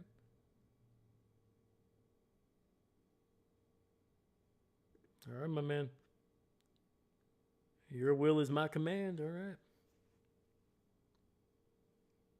All right. Dude, these teams all they just want to have you guys just all right. You're next up, my man. At the 17, you're getting a trade offer. Do you want to take any of these trades? Cowboys are asking you to trade down a little bit, and the Panthers are also offering a trade. Your Cowboys are the 20th, 152 for your 17, and then for Carolina, they're offering the 19th overall pick along with the number 83.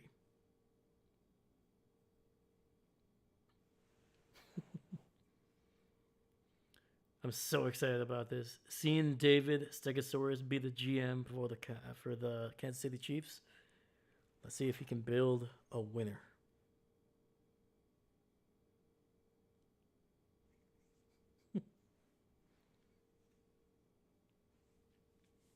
And I still think you have yeah, your needs are edge rusher, cornerback, offensive tackle, tight end, and wide receiver. Your needs are going to be at the very top right up here. No, I can take Sadiq. Yes, you can. Sadiq is right here. Yes, sir. So I can hide this for a little bit. Sadiq. Yeah, he is still available.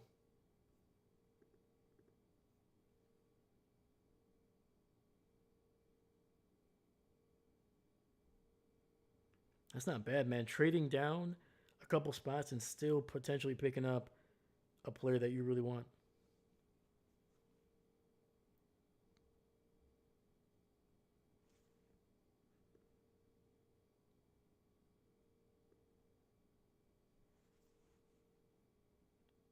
Yeah, we still got Jermon McCoy here. Boom. Yeah, I'm taking Sadiq. There it is, my man. And with the 17th overall draft pick in the 2026 NFL Draft, the Kansas City Chiefs take Kenyon Sadiq, tight end, Oregon. All right. Edwin, it is your turn, my friend.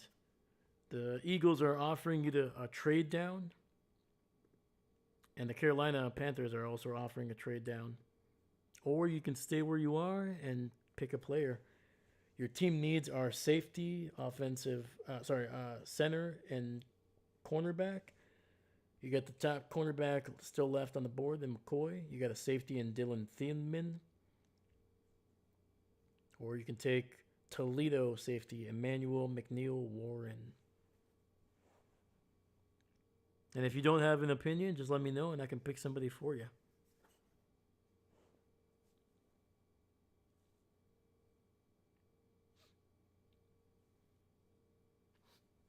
No, this window is making my nose itch.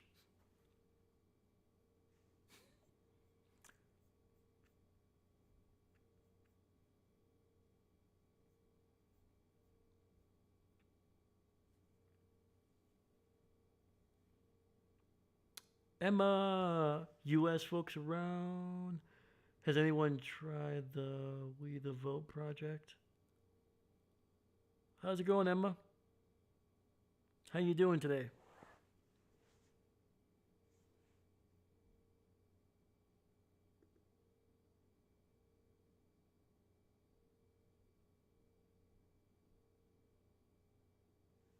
Edwin, I do have the opinion on that. It's the Minnesota Vikings for sure. All right. Yeah, let me know who you want to pick, my man. We can hide this. Your players that you can pick from are on this side here. Let me know if you want any of these guys.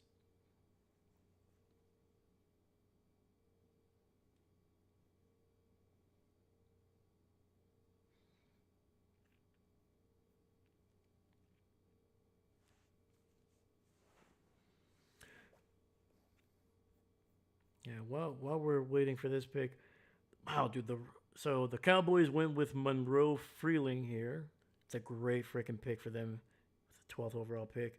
Malachi Lemon went to the Rams, of course. Of course, like they need any more good receivers over there in LA. The Ravens, they lose one of the best guards in the NFL and they pick up arguably the best guard in the draft.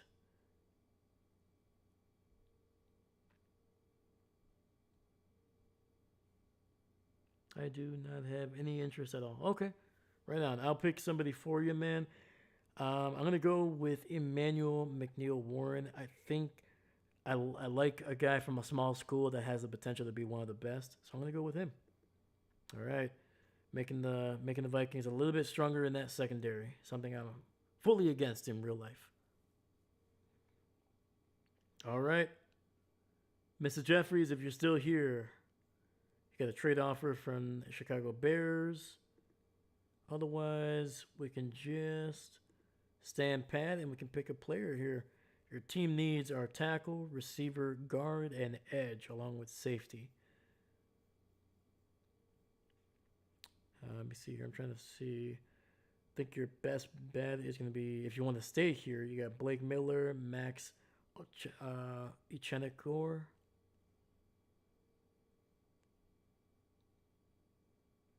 Yeah, unfortunately, the top receivers have already been taken at this point.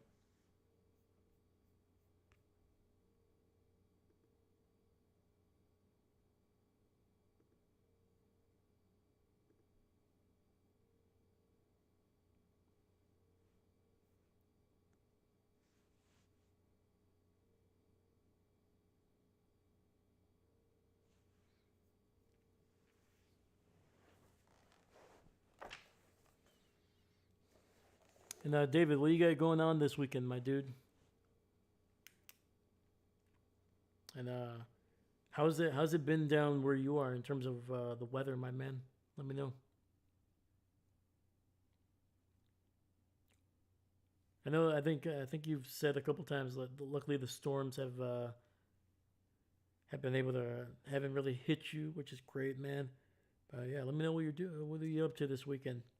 Hopefully the family's doing well.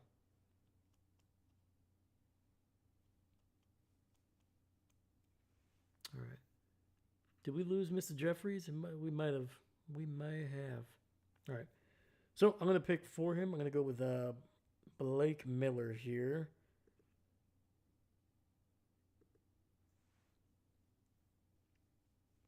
All right. Kansas City back on the clock. So 29th overall pick. So you've addressed tight end. You got your future potential Pro Bowl tight end there.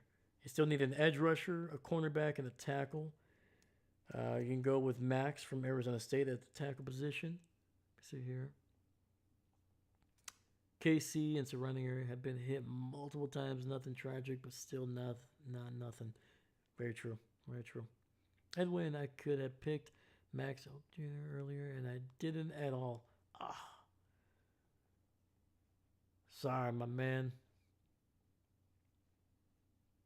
Don't worry. You might get a second chance, maybe.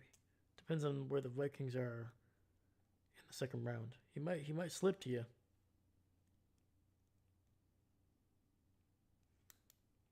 Yeah, same thing here in Wisconsin. Thankfully, all the tornadoes have been kind of just like in the middle of nowhere, but you know, some power lines, some things like that have been kind of messed up. I know. I think there was some of like the people from like couple miles down, like 2 or 3 miles down. They didn't have power for I think almost 2 days. Unfortunately, or it might have been three. It stunk, man. It's no bueno, man. Would Terrell or Zion Young be better? I like. Let me see here. I've liked Zion Young. I like what he's been able to do, and it kind of gives you a little bit of a breakdown here too. 6'6", 262. Uh, in the run game, Young proves effective at acquiring initial leverage and resetting the point and staying engaged in pursuit. While as a pass rusher, his tools are raw and it takes up much for tackles to contend with. So yeah, it looks like there was a due diligence on the DWI arrest this past December. Okay, so maybe some off the field stuff, but seems like he's like a raw player with a lot of tools. Go Zion Young then. All right, all right.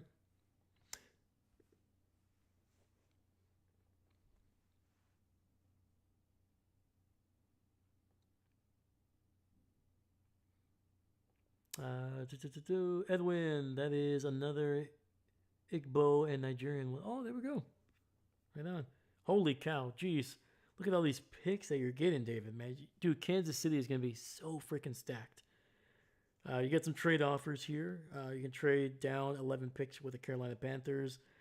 They're giving you a future pick. I don't care about those. Or you can trade down even further with the Pittsburgh Steelers. But again, it'll be a future 2027 pick. Or you can stay here, man. You still got a chance at max. You can go with corner, Brandon Sice. You can double down with the edge rusher and TJ Parker. D'Angelo Pons is down there. He's an undersized guy, but apparently very talented.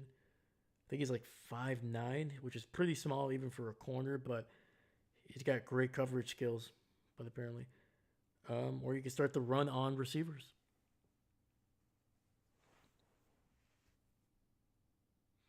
He would be considered a local guy for KC, coming from the University of Missouri. Hey, there we go. Look at that. Keeping Zion close to home. I like it.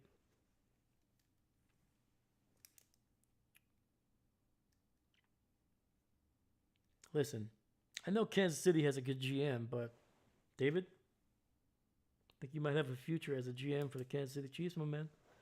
Takes Max. OT are useful there. Very true. Very, very true. All right.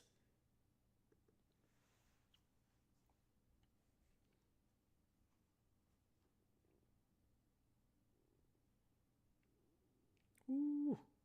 All right. Edwin, another pick for the Minnesota Vikings. All right. You addressed safety. Your team's biggest needs are center, defensive back, defensive tackle, and running back. And right now, you got some good options right here. You got Brandon Seiss, cornerback. You got Caleb Banks, D'Angelo Pons. You can even go Lee Hunter. And Jadarian Price, who is potentially the second best running back in this draft. Weirdly enough, he's the second running back out of Notre Dame, because his teammate is pretty sure got drafted in the top 10 in this draft.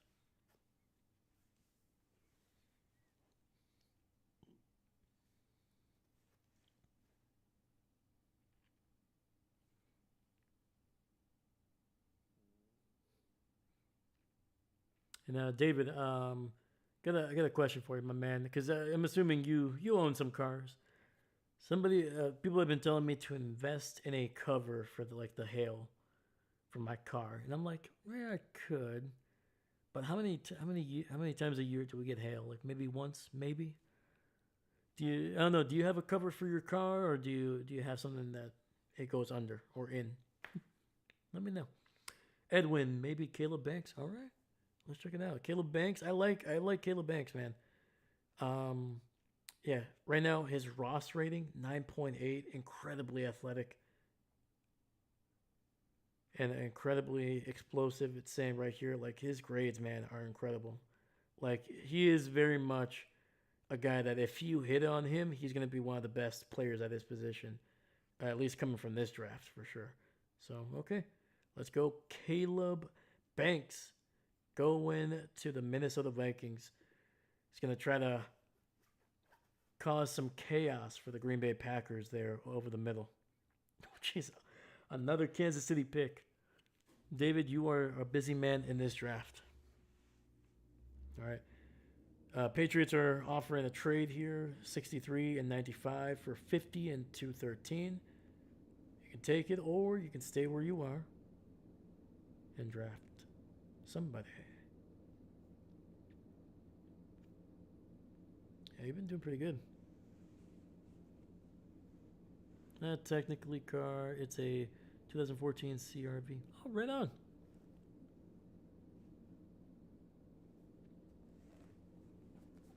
I like the CRVs, man. The CRVs are fun.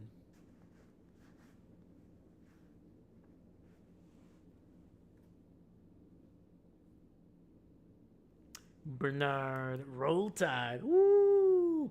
Going Jermaine Bernard. Let's go. I like it. I like it. All right.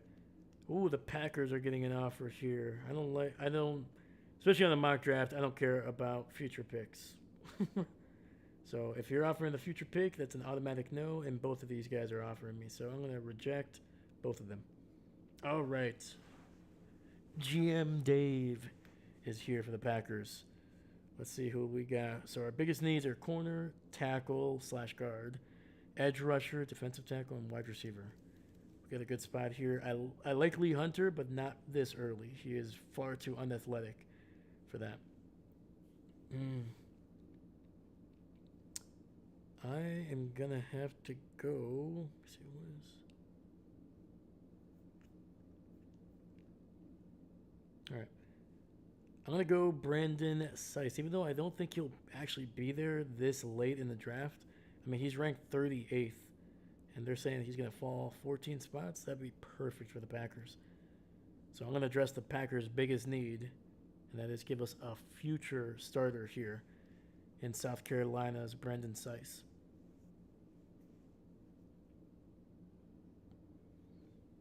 All right. I don't think Mr. Jeffries is on right now, so I'm going to pick for him. His team. Who the heck have we picked for him already?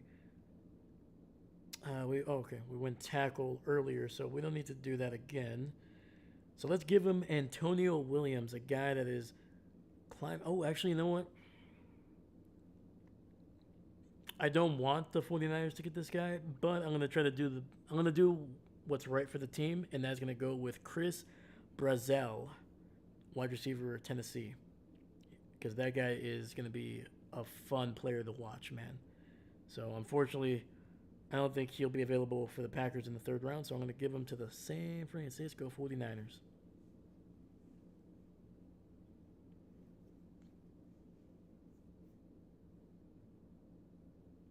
Roll Tide. David, I love it, man. All right, Kansas City with another pick on the board here.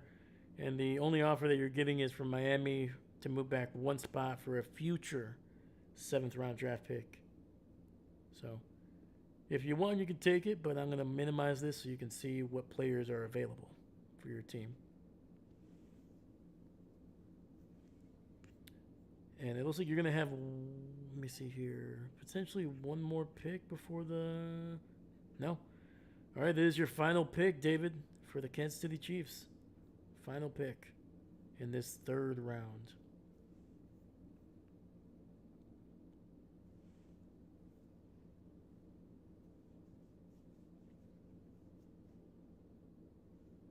Let me see here. I'm trying to think.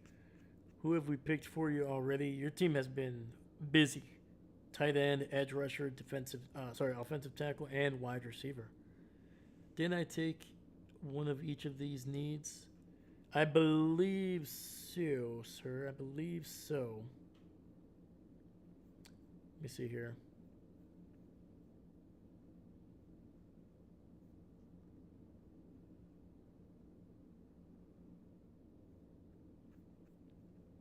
I think the only player that or the position that you haven't addressed quite yet is potentially corner. Have you picked a corner? You have not picked a corner yet. Corner is the only position yet. And right now you got Malik Muhammad down here. And I think, man, holy cow. Or you can go Will Lee the third from Texas A&M. If you want to just go straight for need. I mean, you could always double down on tackle or edge rusher, or you can pick another receiver as well.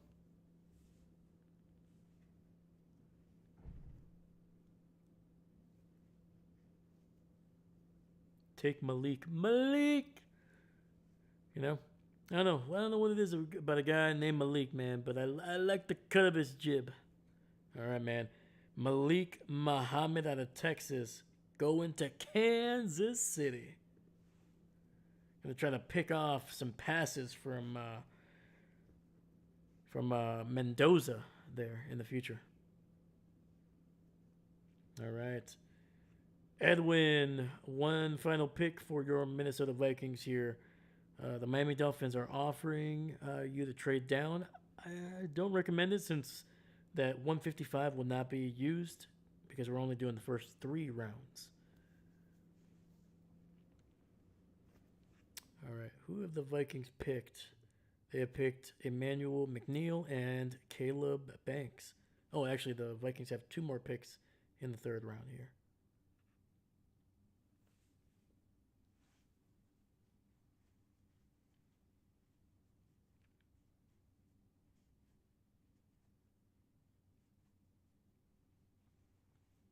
So yeah, let me see here. Running backs.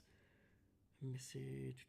Not many running backs in the top here. You do need corner. You can go with Will Lee there. Let me see here.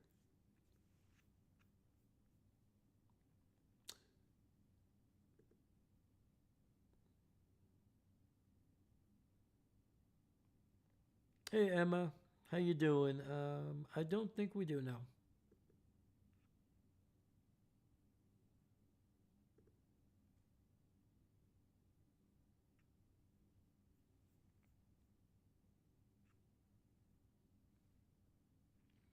I do pick Bryce Lance. Oh, all right.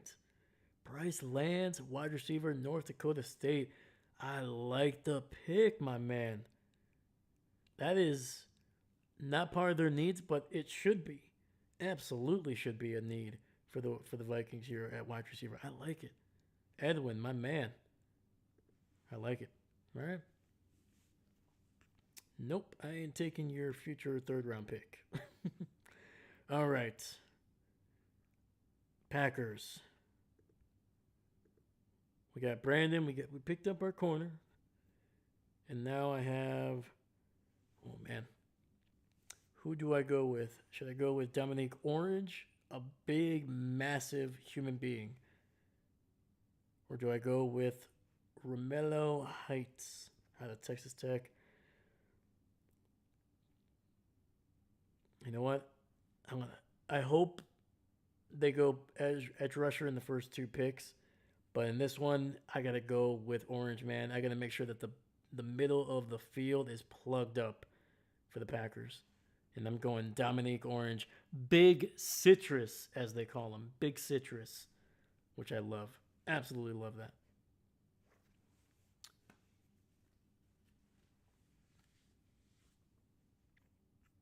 All right, final pick of our user picks here. Minnesota Vikings on the board here. All right, Edwin. You're the last user pick that we have here, man. Make it good.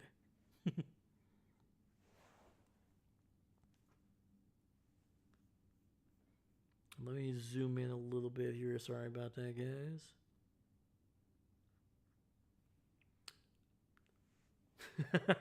I almost took orange. 100%.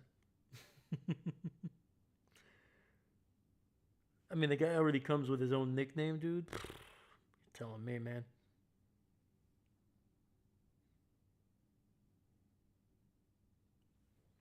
Big citrus. To be honest with you, wherever he goes, unless he goes to a rival, I'm going to be kind of rooting for that guy. Just a little bit. Just a little bit. Just because of that nickname.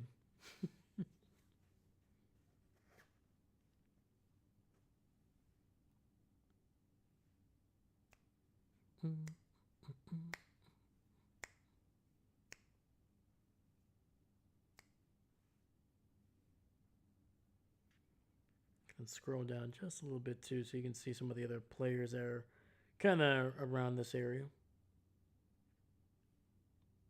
But yeah. The Minnesota Vikings on the board. Edwin with the final pick here.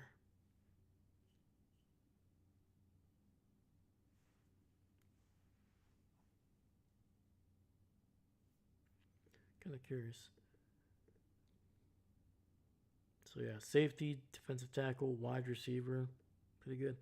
Holy cow, man! That trade down from the first round, man, got you a lot of great players, man.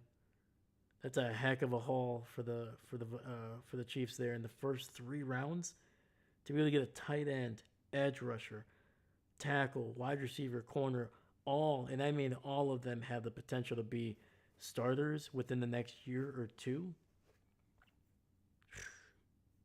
It's a heck of a draft, man. Did we lose Edwin? No. I'm going to give him a couple more seconds here. Oh, there he is. I finally do pick Dion Banks. Okay. Dion, oh, going double dipping at wide receiver. Holy cow. All right. The The Vikings are going to give J.J. McCarthy all the weapons that he needs. There's going to be no excuse for J.J. McCarthy this year. They're giving him all the toys. And there it is. There it is. All right. Let's check out the draft grades here. All right. For KC, they gave you a B plus for Kenyon Sadiq there. All right. To me, that's an A, but okay. Zion Young, B plus at the edge rusher position. Being able to get Max at pick number 40 gave you an A plus. I agree with that. That is a borderline first round talent to be able to get him 8 picks into the second round. Phenomenal. Jermaine Bernard out of Alabama gave you an A minus, and then finally Malik Muhammad, maybe, just maybe, slightly overdrafted. I think he's rated at like 78 or 82 or something like that. Maybe a slight overreach, but I mean the talent is there, and it's not a bad pick. So if Edwin didn't pick, I was gonna suggest a punter. Weirdly enough, I think there's only like one punter that you can draft in this mock draft. There's just so few of them that are apparently potentially going to be drafted. So that's funny. Funny. All right. We're going to go with the Minnesota Vikings. Let's see what they got here. Okay. For Minnesota, got a B+. Got a B+ for Emmanuel there. 18th overall pick. An A grade there with Caleb Banks at number 49. I think he was rated as the 36th or 38th best player coming into this draft, consensus wise. Gave you a B+ for Bryce Lance there, not Bryce Young, Bryce Lance, number 82, solid pick. And then they say that you might have reached with Deion Burks. So, but still, at the end of the day, if you hit, you hit. Nice job. All right, let's see what the 49ers got. All right, B pluses across the board on their 2 picks, Blake Miller and Chris Brazel. All right, and let's see what the Packers got. Final grade, A+. Woo! Let's go, baby. Got Brandon and Dominique. Let's take that. Look at that. Goody, you better watch your back, dog. I'm coming for you. I'm coming for you. All right, that is it, man. That was so much fun. Let me take this off. Boom. There it is. All right, man. Screenshot it if you want to, man. You can brag to your friends. I got a B+ as a GM, dog. But yeah, dude, that was awesome. Hopefully you guys had fun, man. That was awesome. Great picks, by the way, man. Some really unexpected picks. Edwin going hard at the receiver position, and David just said, you know what? Give me what is our need? Give me the best player at that position. Typically, if you go that route, you're going to end up with some pretty good players. If it can fit a need and you get value, can't go wrong. It's not a science, man. It's a little bit of luck. That was a great draft pick, Dave. Thank you, sir. Thank you. I've been through a couple of these in my day. Honestly, I think that's the best grade I've gotten on one of them. I'm usually like at a B+. I usually eventually reach, or at least it says I didn't get great value in like the 4th and 5th round. But once you get to the later stages, man, there's no such thing as reaching. You just either get a good player that contributes or you don't. You know, especially like a 7th or 6th round draft pick, you're just hoping that they can make the team. That trade worked out well. Heck yeah, dude. I think you got an extra 2 picks out of that draft. Or that trade down. You traded down like what? I think it was like what, from 9 to 17, and you picked up an extra 2nd and 3rd round pick. Pretty good. Yeah, man. And I like the players that you got, man. Where are you? There we go. Yeah, like to me, Sadiq, like if there's a tight end in this draft that's going to go in the 1st round, Sadiq is the guy. Um, I don't want to say he's boomer bust because I think he's going to do fine. But Oregon has produced some really good tight ends, but they've also produced some tight ends that were expected to be great, but kind of fell short of the expectations. They weren't bad, they weren't bust, but they were just really solid. And you know what? If I would rather have a solid player than a bust. Let's just say that. Zion Young gonna be a good edge rusher. Once again, Max was great value at the position or at the spot that you were picking, and then to be able to get a receiver and a corner with some talent, man, really good, really good.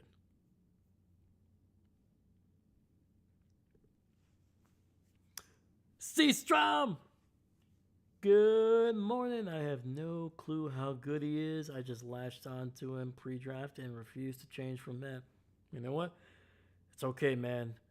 Yeah, that's the best thing about the draft, man. There's always gonna be that one player or maybe like two players that you're just hoping, and most of the time it doesn't happen. But just that one time, dude, that one time where you've had that player that you've been, like you said, latching onto that player. When it finally happens, oh, it's like validation. I remember when the fan base was like, we need haha Clinton Dix, we need him, we're gonna pick him. And when the Packers picked him, oh my god, dude, people were losing their minds. He ends up being just an okay player, but whew, yeah, I don't blame him, man. Sadiq, an athletic tight end, is always exciting to get excited about, man, because they can do so much. And on top of that, Sadiq is also a pretty good inside blocker. He can hold up. But yeah, Seastrom, what's going on, brother? Dude, you just missed our mock draft, my man. But I hope you're doing well, my man. Hope you're doing well. Hopefully the week is going well for you. Hopefully the weekend is going to be better for you as well. Even better, I should say. But yeah. But Seastrom, how's the weather been down over there in Texas for you? We've been getting a lot of tornado warnings here in Wisconsin.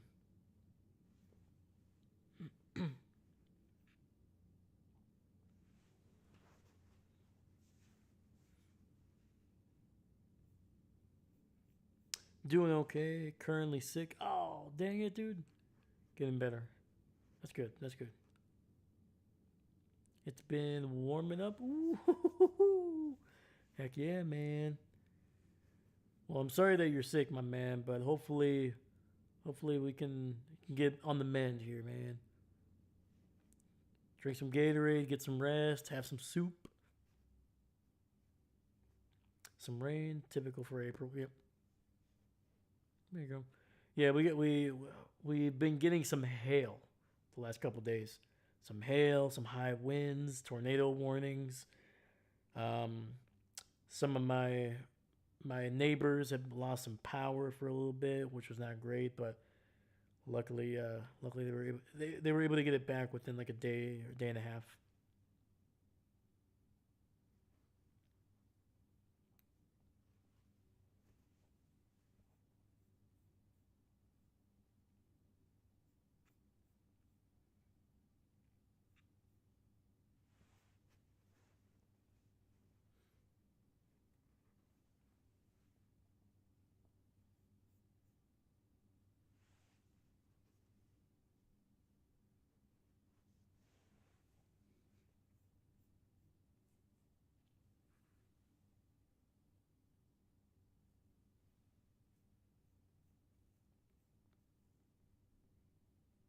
And then Seastrom, any news that that you've listened to, whether it's like draft or anything from the Cowboys?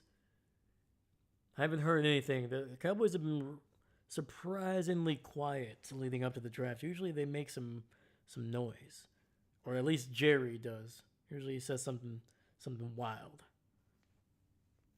But he's been keeping the cards close to the vest, man.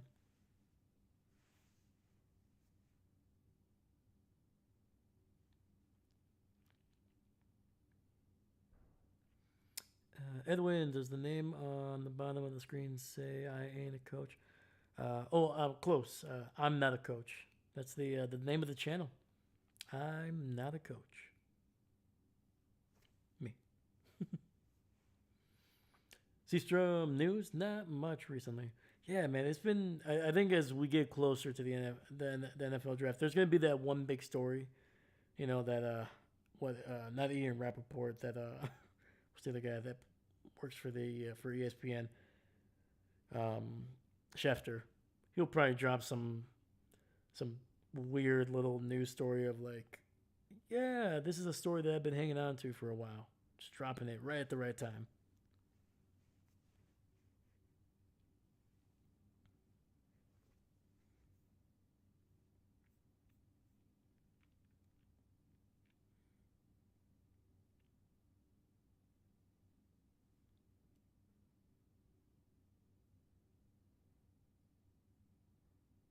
Edwin, no, yeah, no,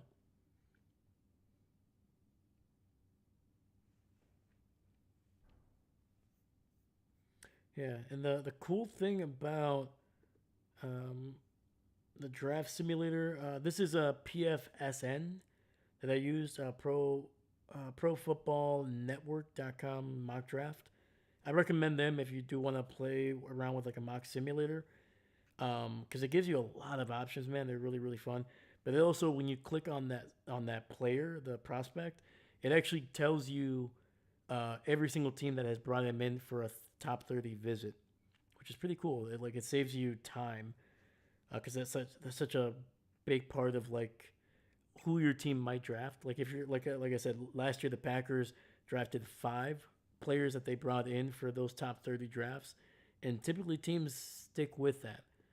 Um, if they bring in a player in the top 30 visit, there's a good chance that at least anywhere between 2 to maybe as much as 6 of those players are going to be drafted by your team. So if you want to get a decent idea of who could be on your team, or at least maybe know 1 or 2 of the names, I definitely recommend looking up who they brought in for those visits. And like I said, the website where I did the mock simulator just now was profootballnetwork.com. Click on the prospect, and it'll tell you all the teams that have brought him in for a visit. It's pretty cool. How much longer will you be on live stream tonight, Dave? Mr. Dave? Not much longer. I'm wrapping up now. I just want to, because Seastrom just popped in here. I don't want to be like, "Hi, Seastrom." I'm ending the stream, you know. But I'll probably be done in like the next like 3ish minutes.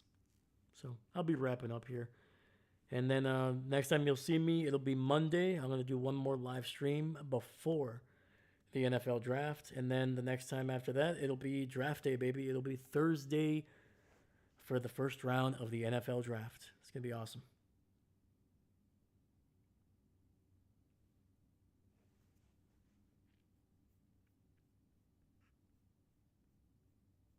Yeah, I'm gonna do a couple shout outs here before we head out. So, of course, David, always appreciate you being here, man. Thank you for playing along with the mock draft.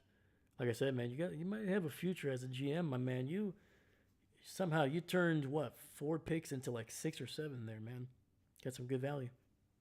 Edwin, welcome to the channel, my man. Thank you so much for being here. I appreciate you. Thank you, thank you, thank you. Thank you for all your questions, and thank you for kind of sharing some of your language with me, man. I'm always interested in language. Um, I tried a couple years ago. I was trying to learn Icelandic.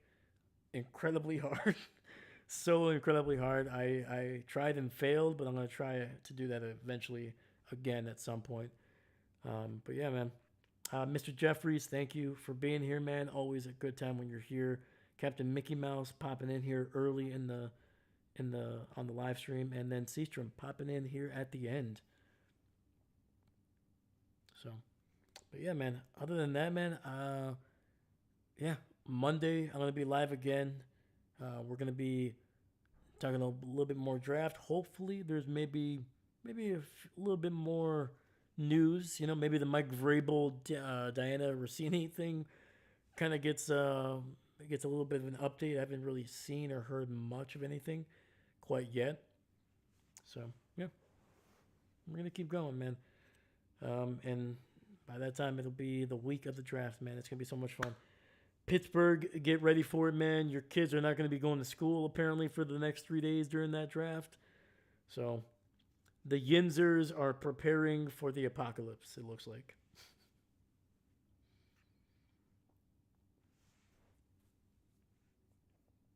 All right, guys. Thank you so much, man. Have a wonderful, wonderful night. Have a great weekend. And I will catch you guys on Monday. Once again, my name is Dave, and I'm not a coach. Thank you.